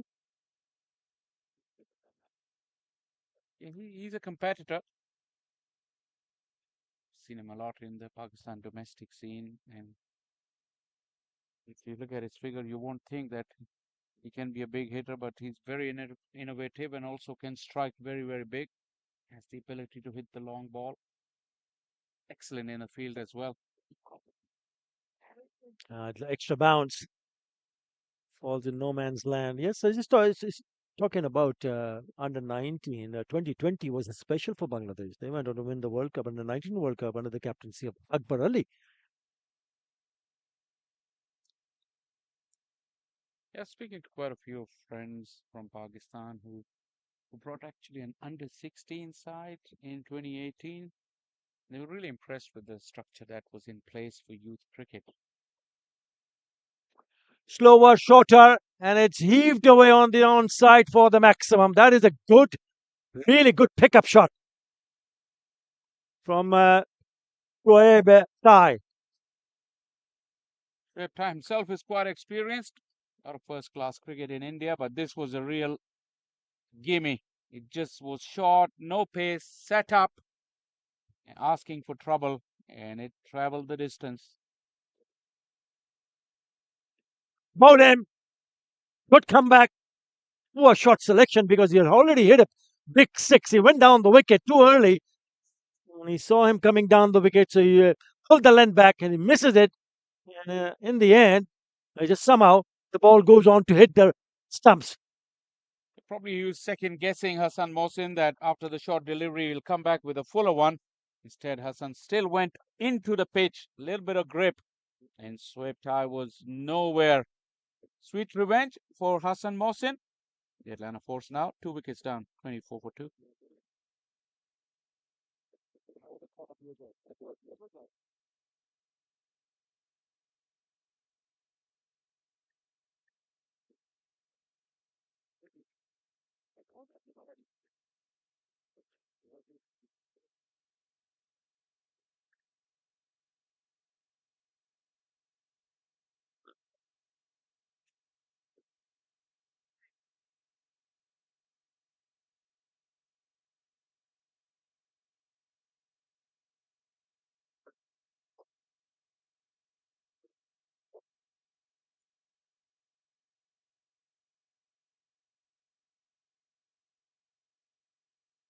Rishi Pandey, the new man in, and he'll be at the non-striker end because that was the last delivery of Hassan Mohsin's over. Swing and a miss. A left arm spinner. 24 for 2. This is the sixth over. None for 9 so far. Yes, taken, no dropped. Well, genuine edge and a really good piece of captaincy because the second slip came in the last over that he bowled. Look at that turn, straight in and straight out. Well, excellent piece of captaincy. Everything went according to the plan, but for the catch, which was shelled. Shouts of catch it, but he's put that away in style. One bounce to the fence. He has a touch fuller on that occasion from Saad. And Nitches latches onto it very, very quickly over the fielder at mid-on. Mid-on was up in the ring, but it was too full into the hitting arc of Nitish, who's the other batter alongside Shoaib Tai, who's just been dismissed. He was amongst the runs, Nitish, yesterday, so feeling the ball in the middle of the bat all right. This time short and on the offside. That is a very good shot. Couple of bounces to the fence. Inside the power play, no protection, but once again it was short and it set up, allowed plenty of time to Nitish, who picked his spot nicely. He had to beat that fielder at extra cover.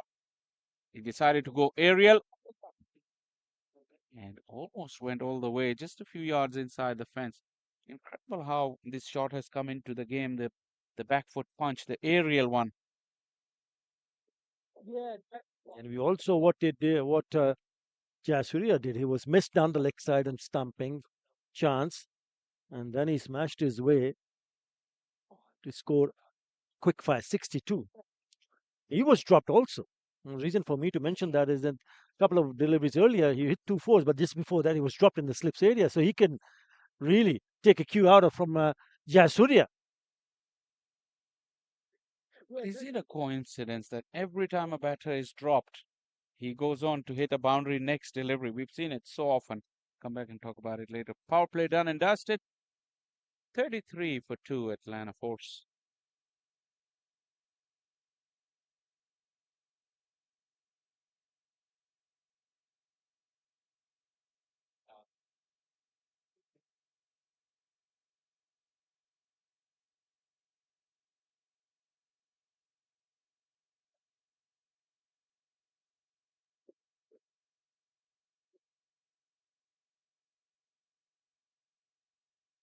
Well, despite the best effort of Nitish, the required run rate has jumped to 11.57. Yep. When you're chasing a big target of 194, power play done and dusted, signal from the umpire confirming it. If you don't have a couple of good overs, then the run rate even will climb more. Starts well with a dot. Now, whatever I've seen so far from the teams that has participated here, the ones that, especially in this ground, this team looks different. Kingsman X. You talk about professionalism, you talk about handling the pressure, you talk about setting up a total. It was all to be seen when they came on to bat. Nicely played. They're not even looking to put pressure onto the fielders in the deep because it's an easy single, right? Fine. But if you're chasing that big a total, you would want to put little bit pressure onto the fielder by running the first one hard. It went in the gap. Long on had to come around to his left. That's Mudassir. And then Jayasuriya was in the mid off inside the ring. No intent in running between the wickets. Nicely played off the back foot. Good looking punch, but only a single. And teams will be taking note of this team, Kingsman X. When you see a team scoring more than 200 in the first game, 237 to be exact, and then almost another 200 in the very next game, which was today, 194. Start taking note.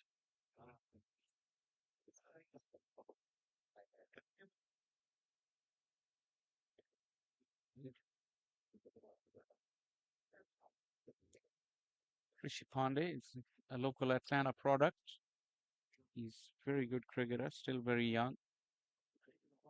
Someone to watch out for. It's a good platform for him to gain further experience. He's been part of the minor league setup for the Atlanta Fire. This is hit back at Hassan Mohsin again. And it once again hit him before he could attempt to catch it. An opportunity, you may say, went a begging. Yeah, this was a bit lower. The one that was hit on the face, this should have been taken. Yeah, couldn't hold on to it. Definitely a chance. On the second time, he might have just hurt himself. Just looking at his palm, but certainly creating opportunities here. Have another look here. Where did the ball hit him? He's been in the wars, that's for sure. Hassan Mohsin is one disadvantage when you bowl at such pace. You know, all these big hitters, you're in the firing line. A couple of occasions he went full and the ball was struck back at him at fierce pace. It's time to his right hand, which is his bowling arm.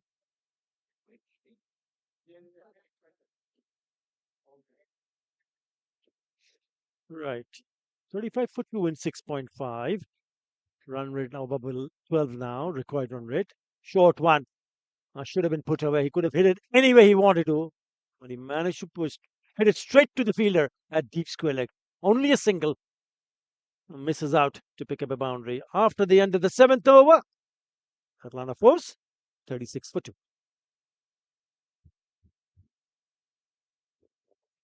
Short.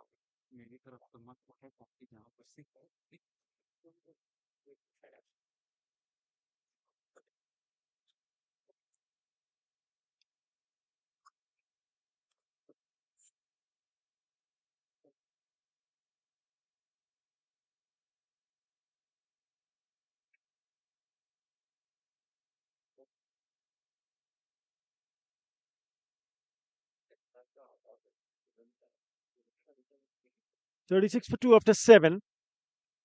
Nikki Sudini is still there, unbeaten on 14.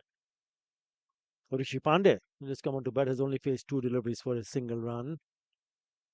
It's not been easy going. You saw what very short for while Shoaib Thai is looking in to be a little bit aggressive, but he pays the price after hitting a big six. He went down the wicket and he lost his wicket. Right. Hassan,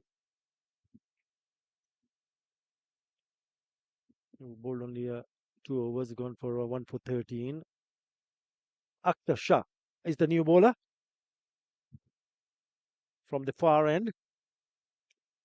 They look a pretty decent bowling side as well, Shah Faisal.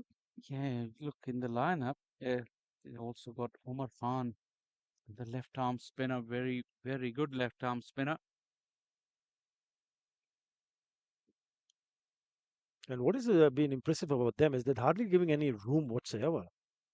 A new bowler, he just come in and bowled his first delivery. Again, a pretty good line and length. And that's what has stood out for me from the bowling department. Batting was a treat to watch.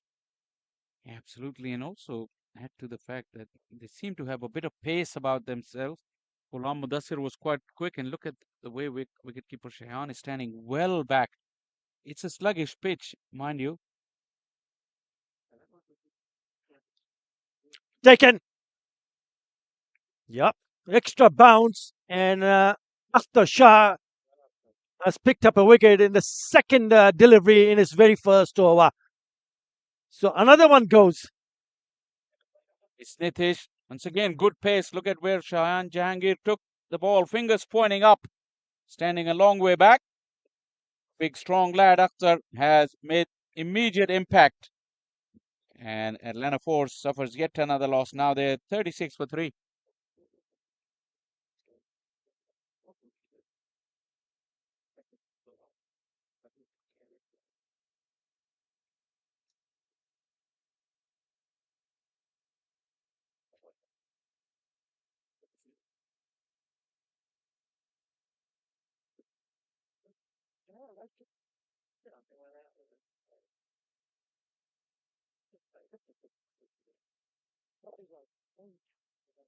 Atlanta Force in some sort of trouble at the moment. 36 for 3. And they've got now two new batters in the middle. Viraj. Waghela is the new batter. They seem to have struggled. They've struggled with the ball. They're struggling with the bat. Up against a high quality side here. Yeah, there's obviously that gulf of class between the two teams. Talented youngsters on one side and experienced pros played cricket at the highest level around the world.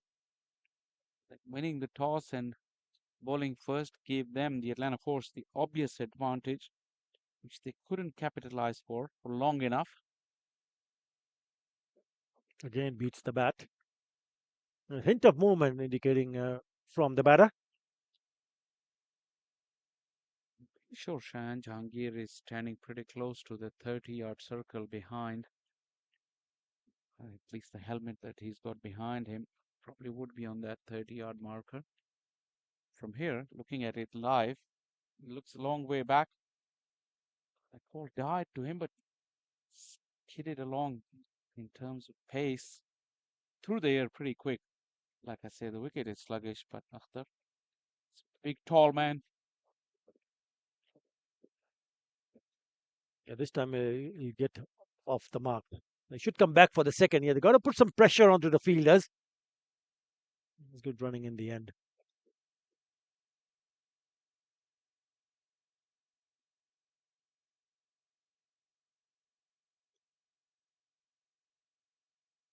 Good outing for Atlanta Force in terms of gaining plenty of experience, but the competition, the contest is really turning in to be a very one-sided one. That required run rate is now 12.3. And those big hits that are required aren't coming. It's been called a wide. Yeah, he's kind of hitting the deck kind of a bowler. And the seamers that we've seen so far were very impressive indeed. They look a very balanced outfit. Kingsman X. And so far, what I've seen from them, well, certainly one of the favorites.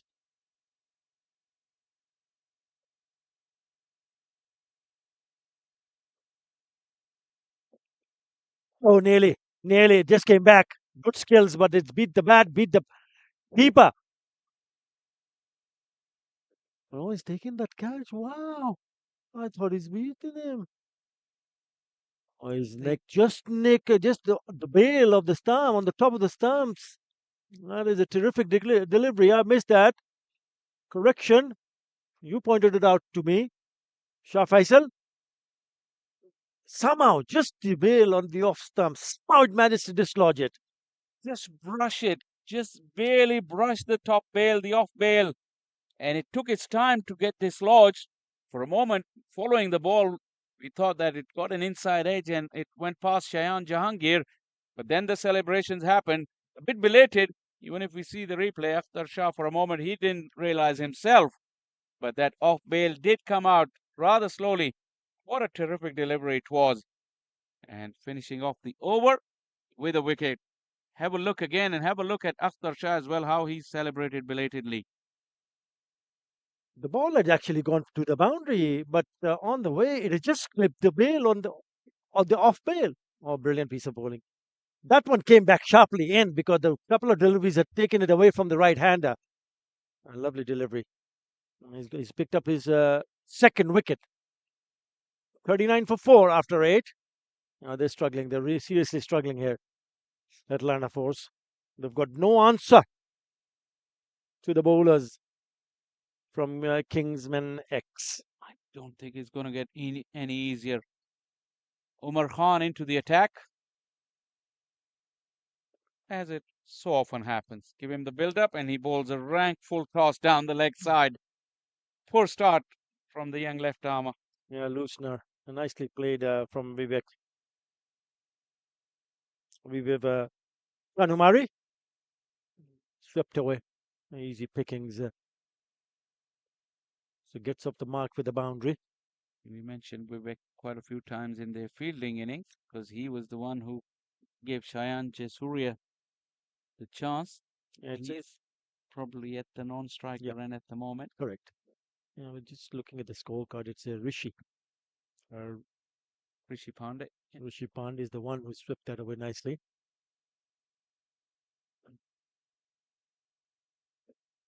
Umar Khan made a good name for himself a couple of years back when he burst onto the scene in PSL, playing against the likes of A.B. de Villiers and Karen Pollard. He really was handy. That's the time when PSL was happening in United States on those pitches. He really came to the fore with his flight, guile, and variations. He's rather faded away from the Pakistani scene, so he's hit these shores here in America just a couple of years ago. The striking thing, the same like Ghulam Mudassir, he is also very young, into his early 20s. Yeah, Vivek is the left-hander. Look at that turn. Look at that sharp turn. It's been called a wide. Yeah, down the leg side. Right call. This is one of the fielders is indicating maybe it might have just brushed the thigh pad on its way. That's the reason why there's a leg slip, a leg gully in also. Again, big turn, big turn. It's quite a stuttering, bouncing run up for Umar Khan. It gave him the advantage at the bigger leagues where he could watch the batter. And that little leap just before the delivery just allow him to watch the batter for the very last minute and change accordingly if he need to. And they need to find a pair of Atlanta Force to ensure that they get some sort of partnership going. Nothing much so far. Already 4 down for 46 in the ninth over. Nicely played. Very nicely played. This should go to the boundary. And it does. Nice way to finish the over. Lovely shot from Rishi. It brings the 50 for Atlanta Force. 50 for 4.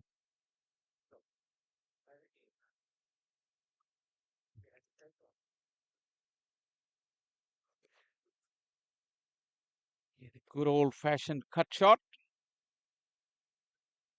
Played it late to say it was short and wide. The invitation was there, and Rishi Pandey, pretty good. Rishi Pandey is not a blaster, but he's a very skillful batter, technically very correct. So in this situation, where the required run rate is as high as it is, I mean, his job is very difficult, but the best he can do is just to bat on. Uh, they, they would want to put in an effort to get as close as possible. Already the top order back in the huts are not going to be easy. So perhaps this pair, lot will depend on this pair whether they'll be able to handle themselves against this high quality attack.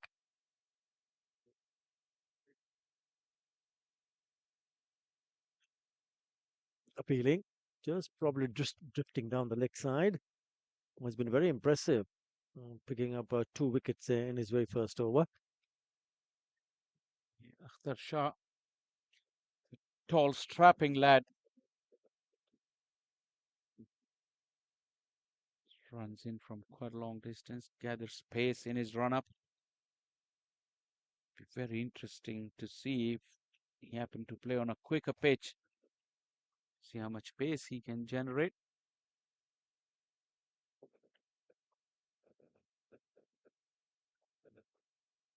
And I champs him for room here. Good delivery on target, on stumps. He's got a beautiful action. Runs in quite nicely and releases. The release is very good from Akhtar Shah. Hardly give the batter any room to maneuver or even look to rotate strike.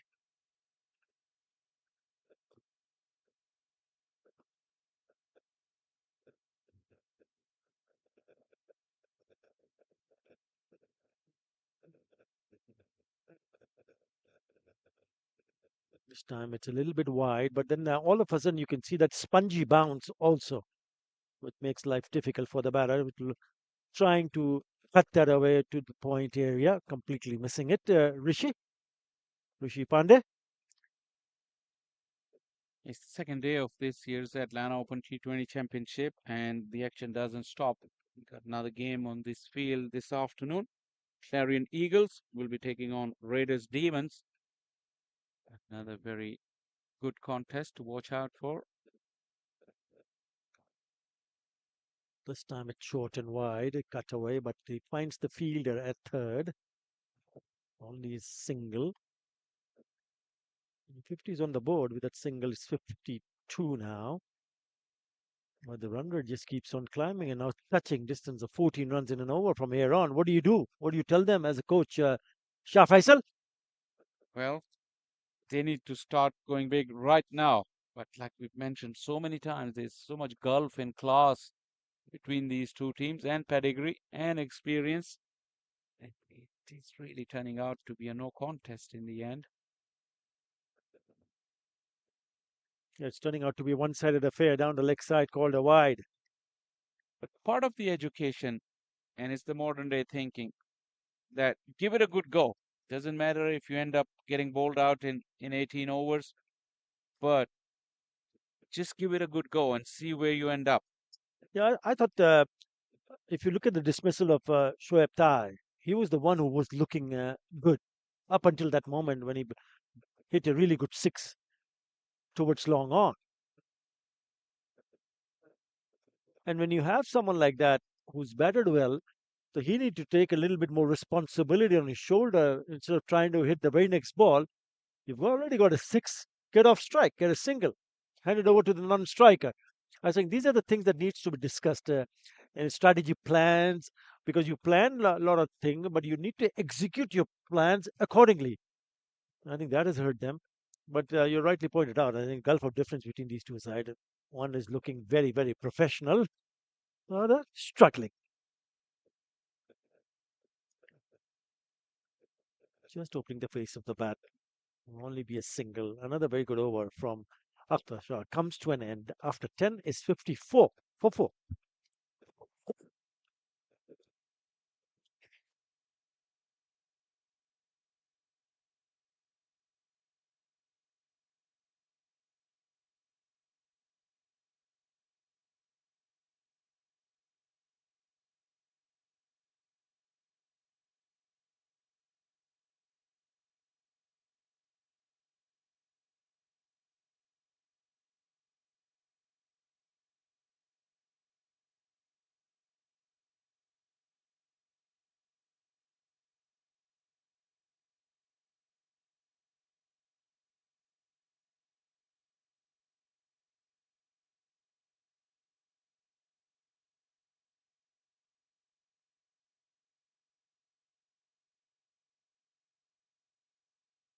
Umar Khan hit straight back at him.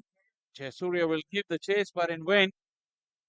The over has started off with a boundary, and Athar Ali Khan has given way to Vinod Mamchan in the combox. Yeah, that's a lot shot. That was struck with tremendous power.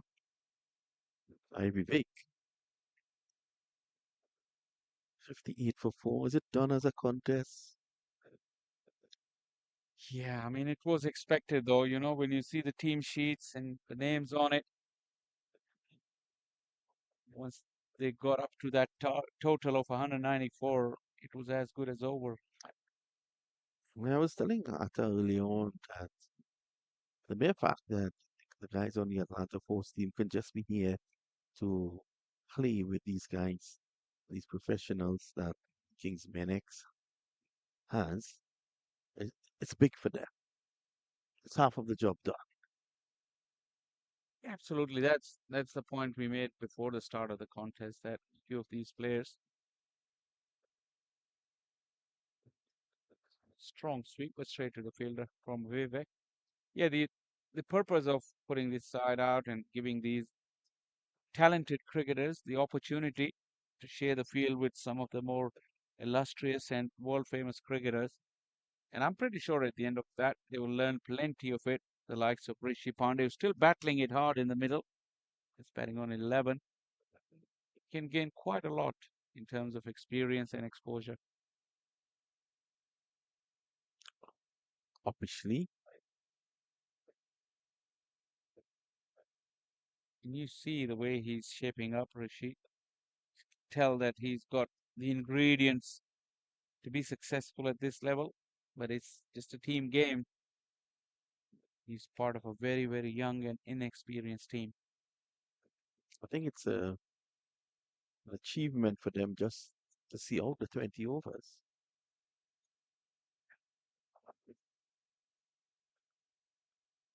Not out says the umpire.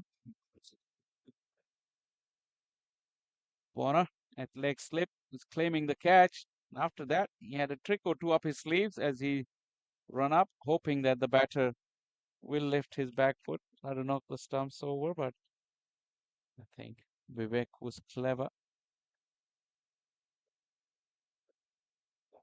Always gripping. It's a lot of turn on offer still. After 11, it's 61 for 4.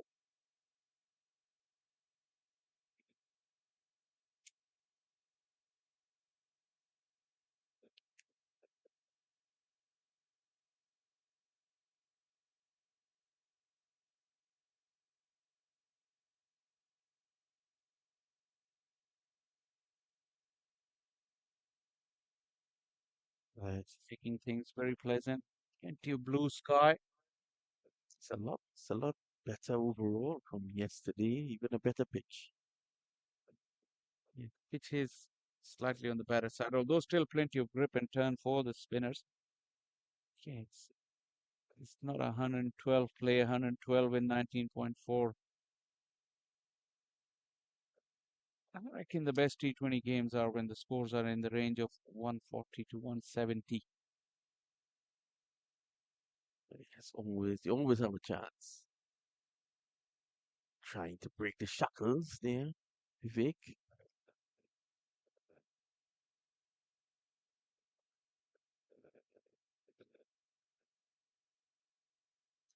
Oh, chance for Ronald Jasuria. Not collecting cleanly. You think the players are just going through the motions? Yeah, the body language would suggest they're in absolute commanding position. That required run rate is ever climbing, 15.35, and with no big hits coming, there is a feeling of inevitability about the proceedings.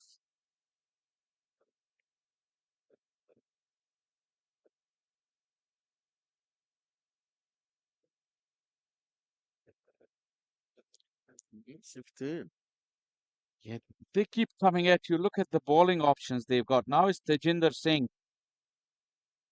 We've already seen how many? Five, six bowlers already. Saad bin Zafar. And they benched Ehsan Adil today. Ghulam Mudassir has bowled. Akhtar Shah has been pretty impressive. Umar Khan.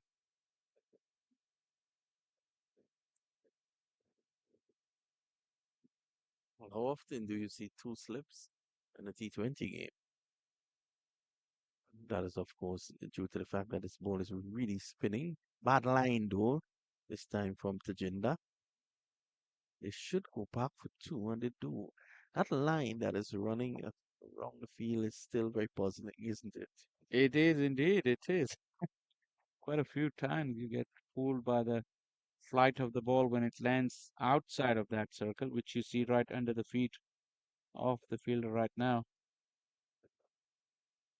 Like, Yeah, I think the outfield need another more probably, and that will probably make it disappear. Cut it even shorter. Outfields have been in great shape though. yeah, I they have been. can Yeah, I think Jaish has taken a lot of pride in that. Struck away, and that's four. well, he's done more fielding than camera work today. Yeah, Busy definitely. boy.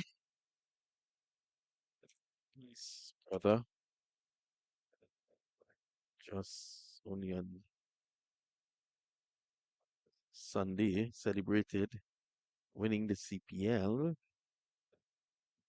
His brother, of course, plays with the St. Lucia Zooks, well, the St. Lucia Stars now. And Michael Govaya, congratulations on being part of that winning CPL setup. In the air, top edge. There's no one there.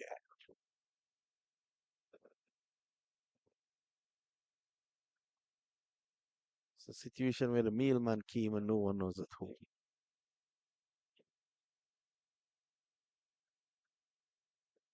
For once, Shayan Jahangir enjoying the outfield. It's not behind the stumps.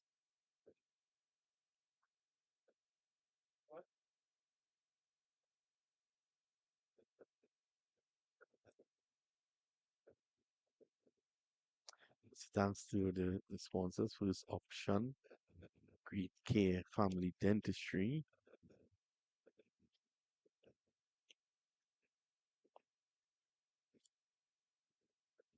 Not forgetting Rahim Business Management Group. This is turning into him, and that's a lovely shot for six. Left arm orthodox into the left hander. All he had to do was carry through with the shot. Yeah, the angle was going for him, and also the little bit of turn. Found the sweet spot of the bat. Okay, so you have been pretty quiet since the lunch break. Did you not enjoy your meal? I didn't have a meal just yet. I was What? attending to matters of state, but I will get to it shortly. I assure you of that. Haven't got up to your famous stories just yet. We'll get to that. We'll get to that.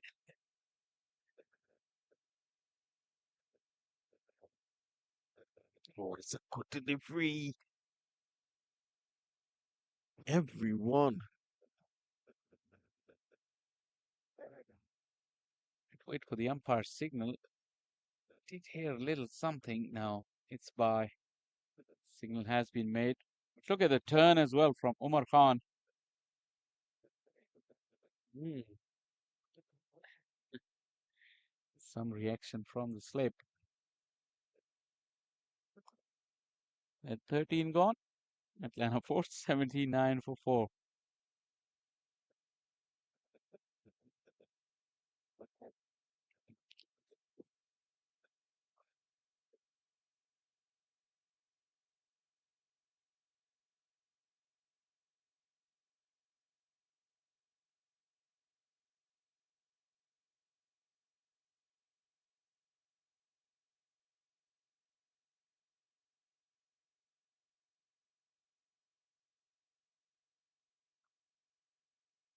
To Jinder. got the ball to give a serious rip in the first over. Just the 3 runs coming off that initial over from him. Well, he'll enjoy bowling to the left-hander now, Tejinder. Generally bowling around the wicket, changes the angle right now as well.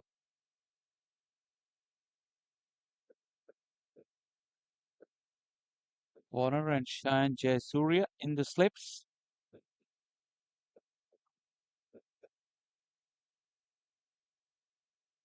Oh, and he's out caught. Playing the reverse sweep, and he has to depart. That's the 5th wicket to have fallen. Yeah, premeditated once again. He knew that playing the right way with that kind of turn wouldn't be an option. He went for that reverse hit. Felt that he got a bit too close to the ball. Couldn't allow the hands to swing freely with full speed. Have a look at that. See what actually happened. Yeah, too full. And Definitely not there for the shot. that's what happens when you premeditate. On that occasion, he will have to pay the price. Vivek gone for 15. It's 80 for 4. There was something of a mini recovery after losing 4 early wickets. And now that has ended. It's 80 for 5. Don't know much about who's to come.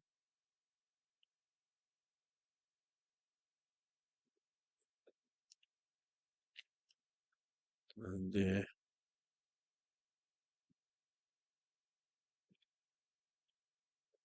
Said Askari.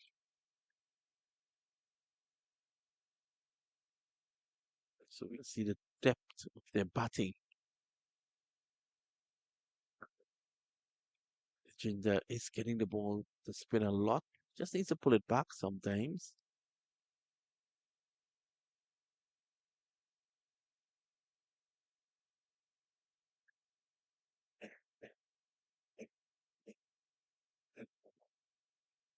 Reaching for it. He has the right idea. Didn't look pretty, but he did reach out for it near side. Trying to negate whatever spin there is. And there is plenty. That's a full pitch delivery that's put away for 6. A bad delivery by Tejinder. Pulled away over deep mid wicket. 6 runs. These two batters, Said has just come in now, giving company to Rishi. It was a gift though. He could have hit it anywhere. Chose to go square down on one knee. I think Tejinder is getting a bit greedy. He's looking to buy a wicket or two here. He's getting turn, and as I said before, if you can pull it back a couple inches, allow it to spin, it can be so much more effective. Look to get the straight one going on with the arm as well, because they're expecting the ball to spin. End of the over though, at the end of 14, it's 86 for 5.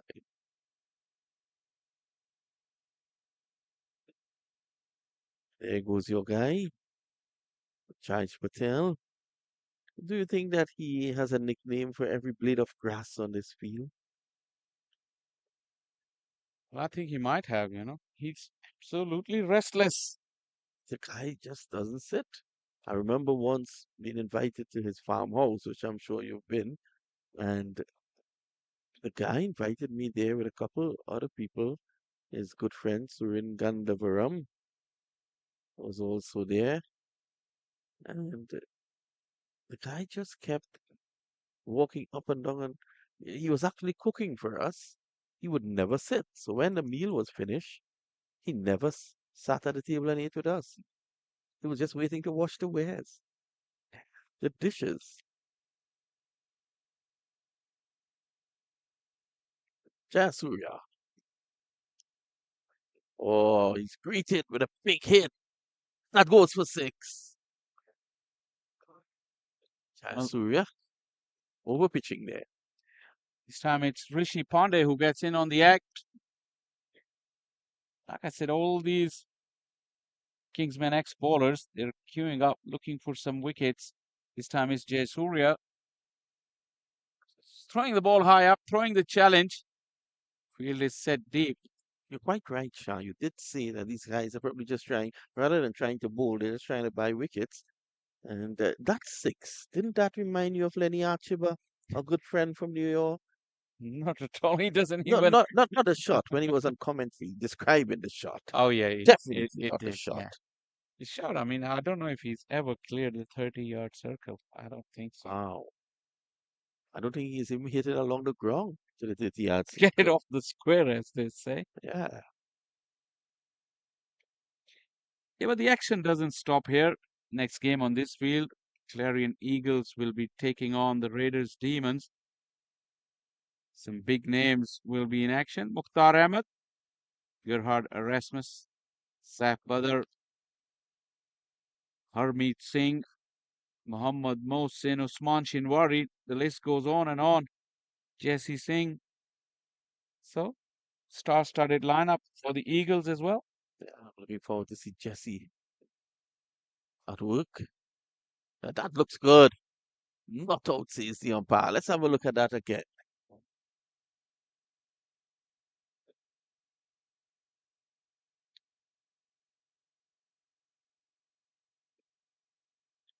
I'm probably going down the leg side. We don't have the best angle. The umpire has the best angle.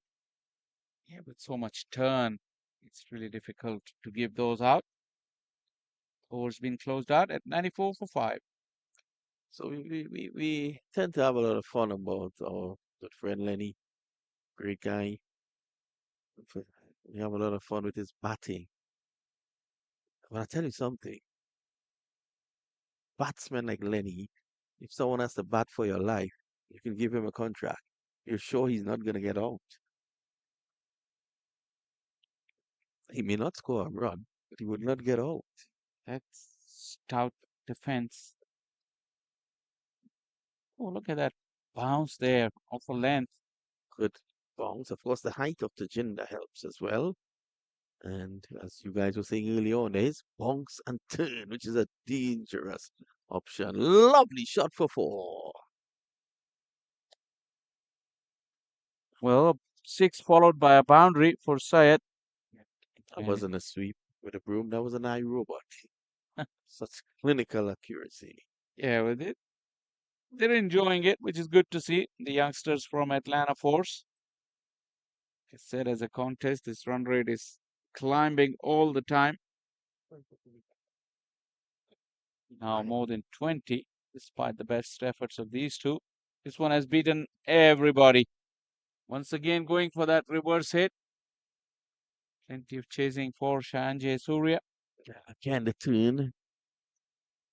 The wicketkeeper put off a bit. Let's have a look at that.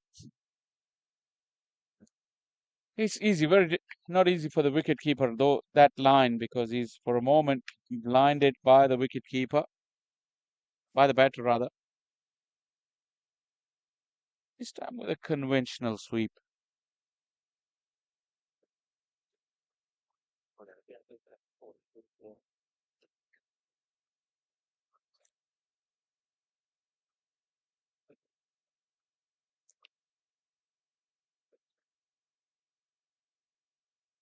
This time it's in the air. And the catch easily taken.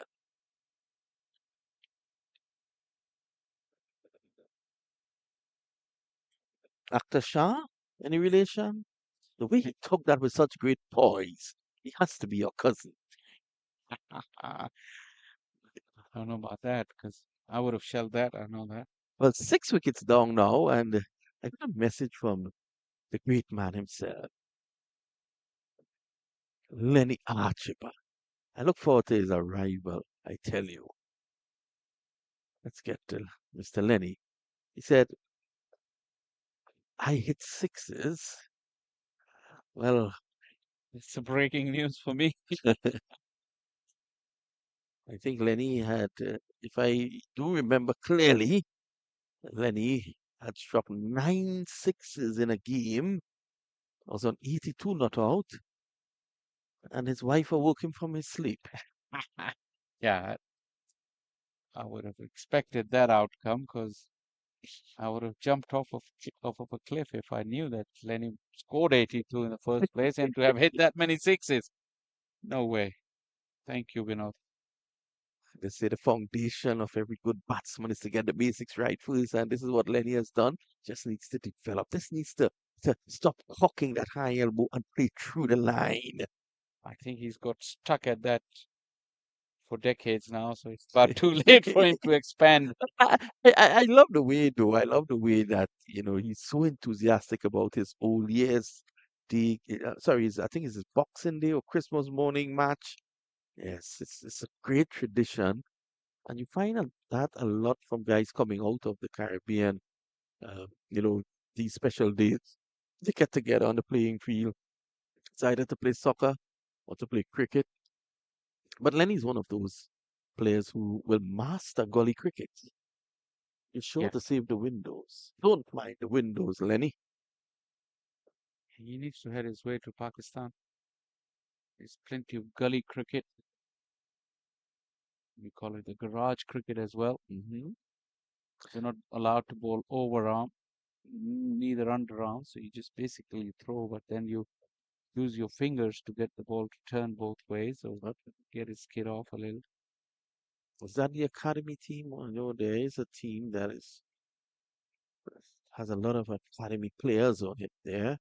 Yeah, Lenny is the type of guy. You spoke about garage cricket. Lenny's a sort of batsman. You can leave your car in the garage and play cricket with him.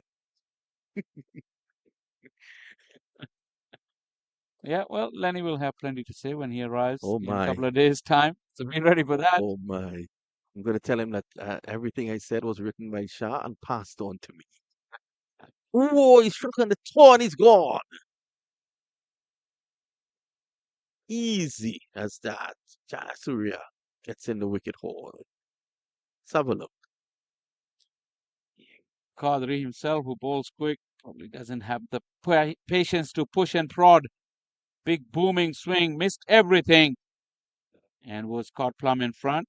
Why push and prod when you're in this situation? You see, sometimes guys are interested only in seeing out the overs, and what they forget, Shah, is that net run rate could play a part in your future at the back end of any tournament.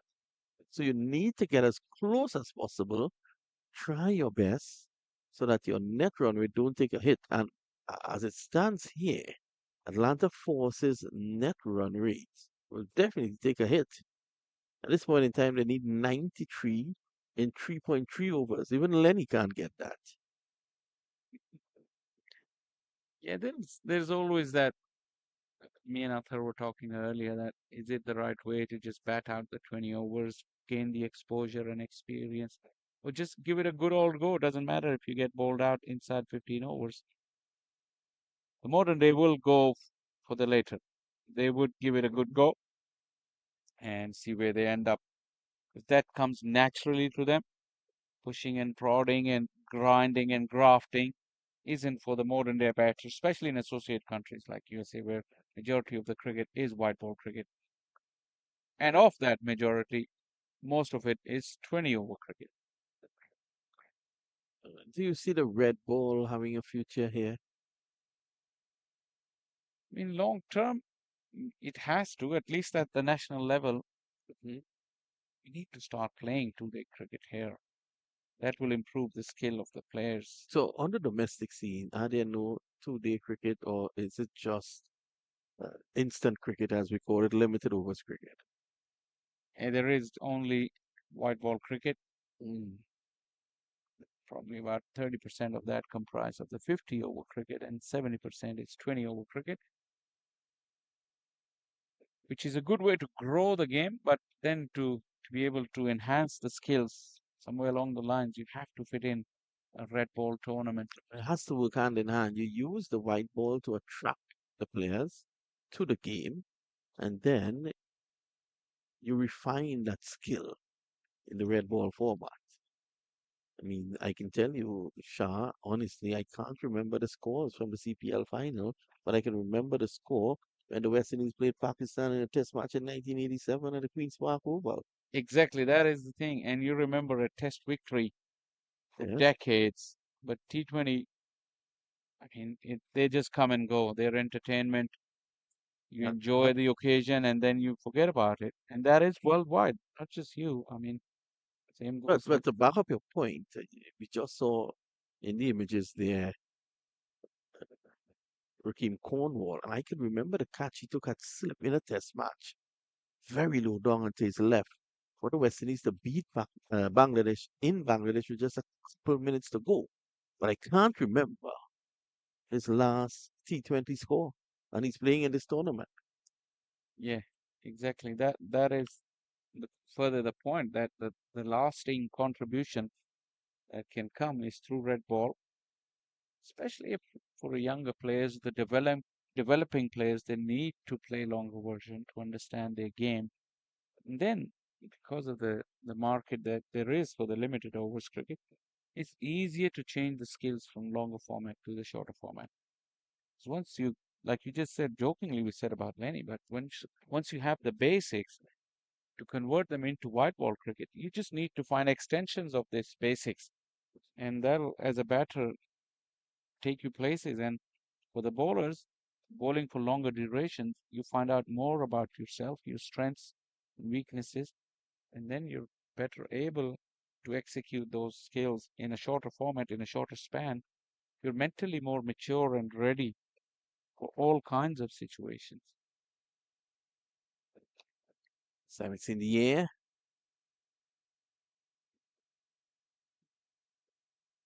Two, no one is there.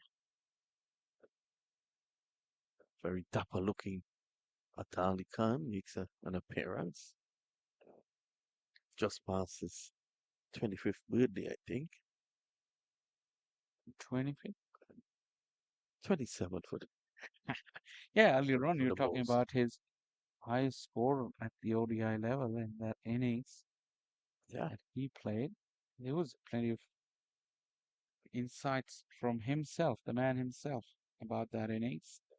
Oh, I thought you were going to say there were a lot of inside edges. Well, he's listening, so I can't say that. Now, tell you something though. 5 half centuries, I believe. My first memory of him was that innings actually.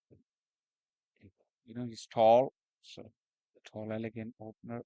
Was he as elegant a stroke player as he dresses? Oh yeah, for sure. He's actually got that dressing sense from his elegant stroke play. I make out. I remember back in the day. Did Bangladesh win that match? No, I think Bangladesh's first win came against Pakistan in that 1999 World Cup. By that time, Fateh Ali Khan had hung his boots, Mm.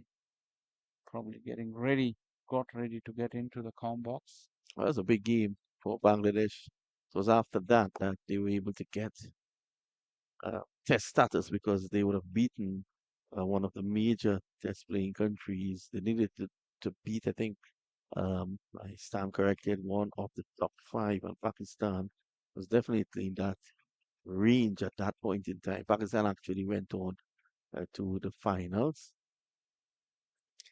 Yeah, that 1999 team from Pakistan was really a very, very good side and a mystery to plenty at this stage as well. That how come they didn't win that World Cup? I, I'll give you a tidbit. Bangladesh hosted its first ODI win against Kenya in India, thanks largely to Mohammad Rafiq. You will well remember Mohammad Rafiq, who contributed a fiery 77 and took 3 wickets. He put on 137 for the first wicket with the man himself, Atta Ali Khan, whose own contribution was 47. Really royalty here. Mm, yeah, and Very first ODI win. And that's something that would always remain special to anyone. oh yeah, that's in the history books forever. Yep. Can't change that. You can't break that record. I'm surprised that Mohammad Rafiq opened because he's a left-arm spinner. The proceedings are meandering along here at the Paramveer Sports Complex, 114 for 7 with 2 to go.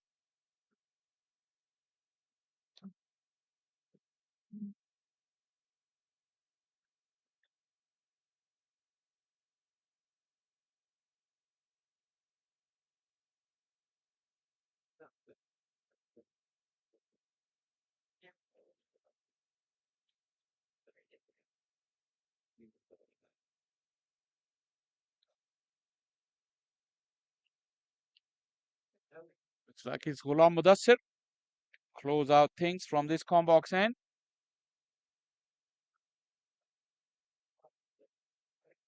It's been very impressive today. Ghulam Mudassir ran in quite hard.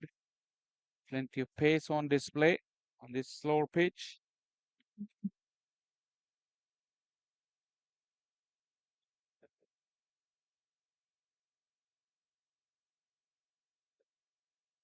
Just the last rights has been written for this game.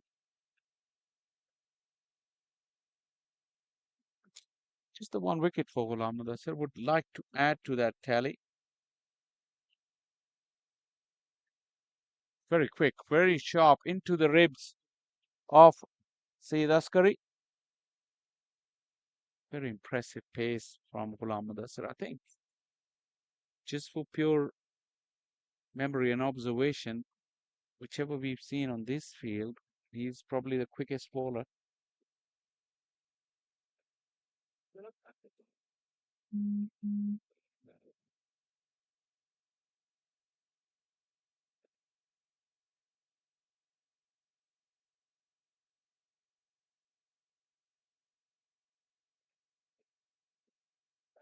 Knocked him over.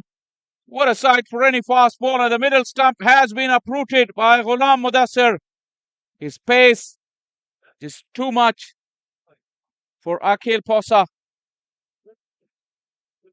It's definitely worth having another look at that. Round the wicket, angling in. It was far too good for the number 9. Really been good enough for any top order batter, let alone the number 9, Akhil Posa. He walks back, and the end is in sight for the Atlanta Force. They're 115 for 8.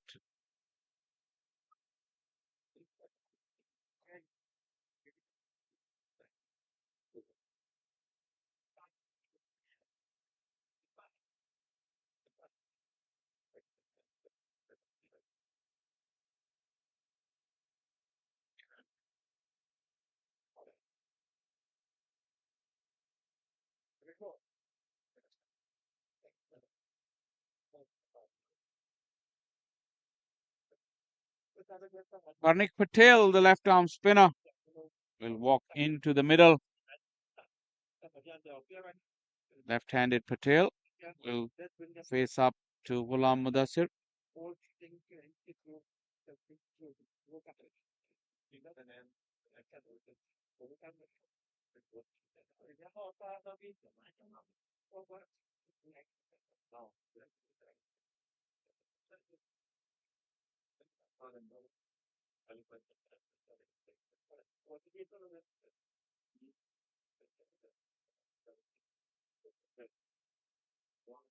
He needed to be online. Ghulam Mudassir could really bag a couple of easy wickets.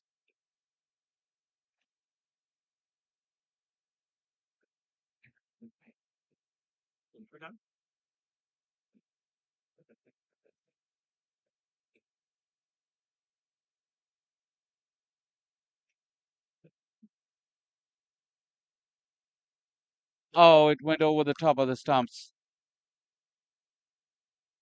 Excellent delivery from Ghulam Mudassir.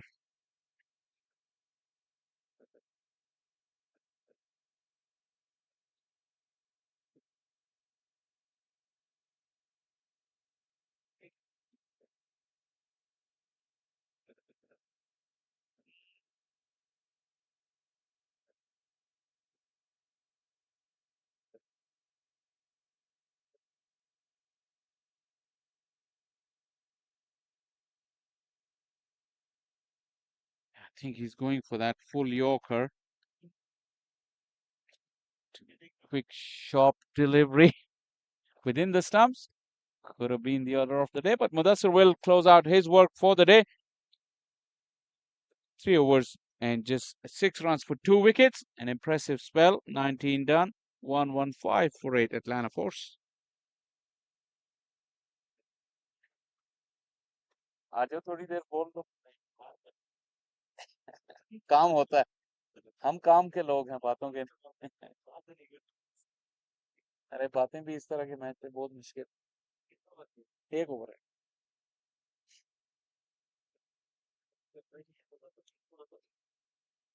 अरे नहीं, still 140 and done.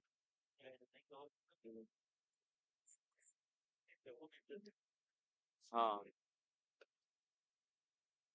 Bora will bowl the final over. This is gone straight up and straight into the lap of mid-wicket. Looks like it's Saad bin Zafar who took the catch.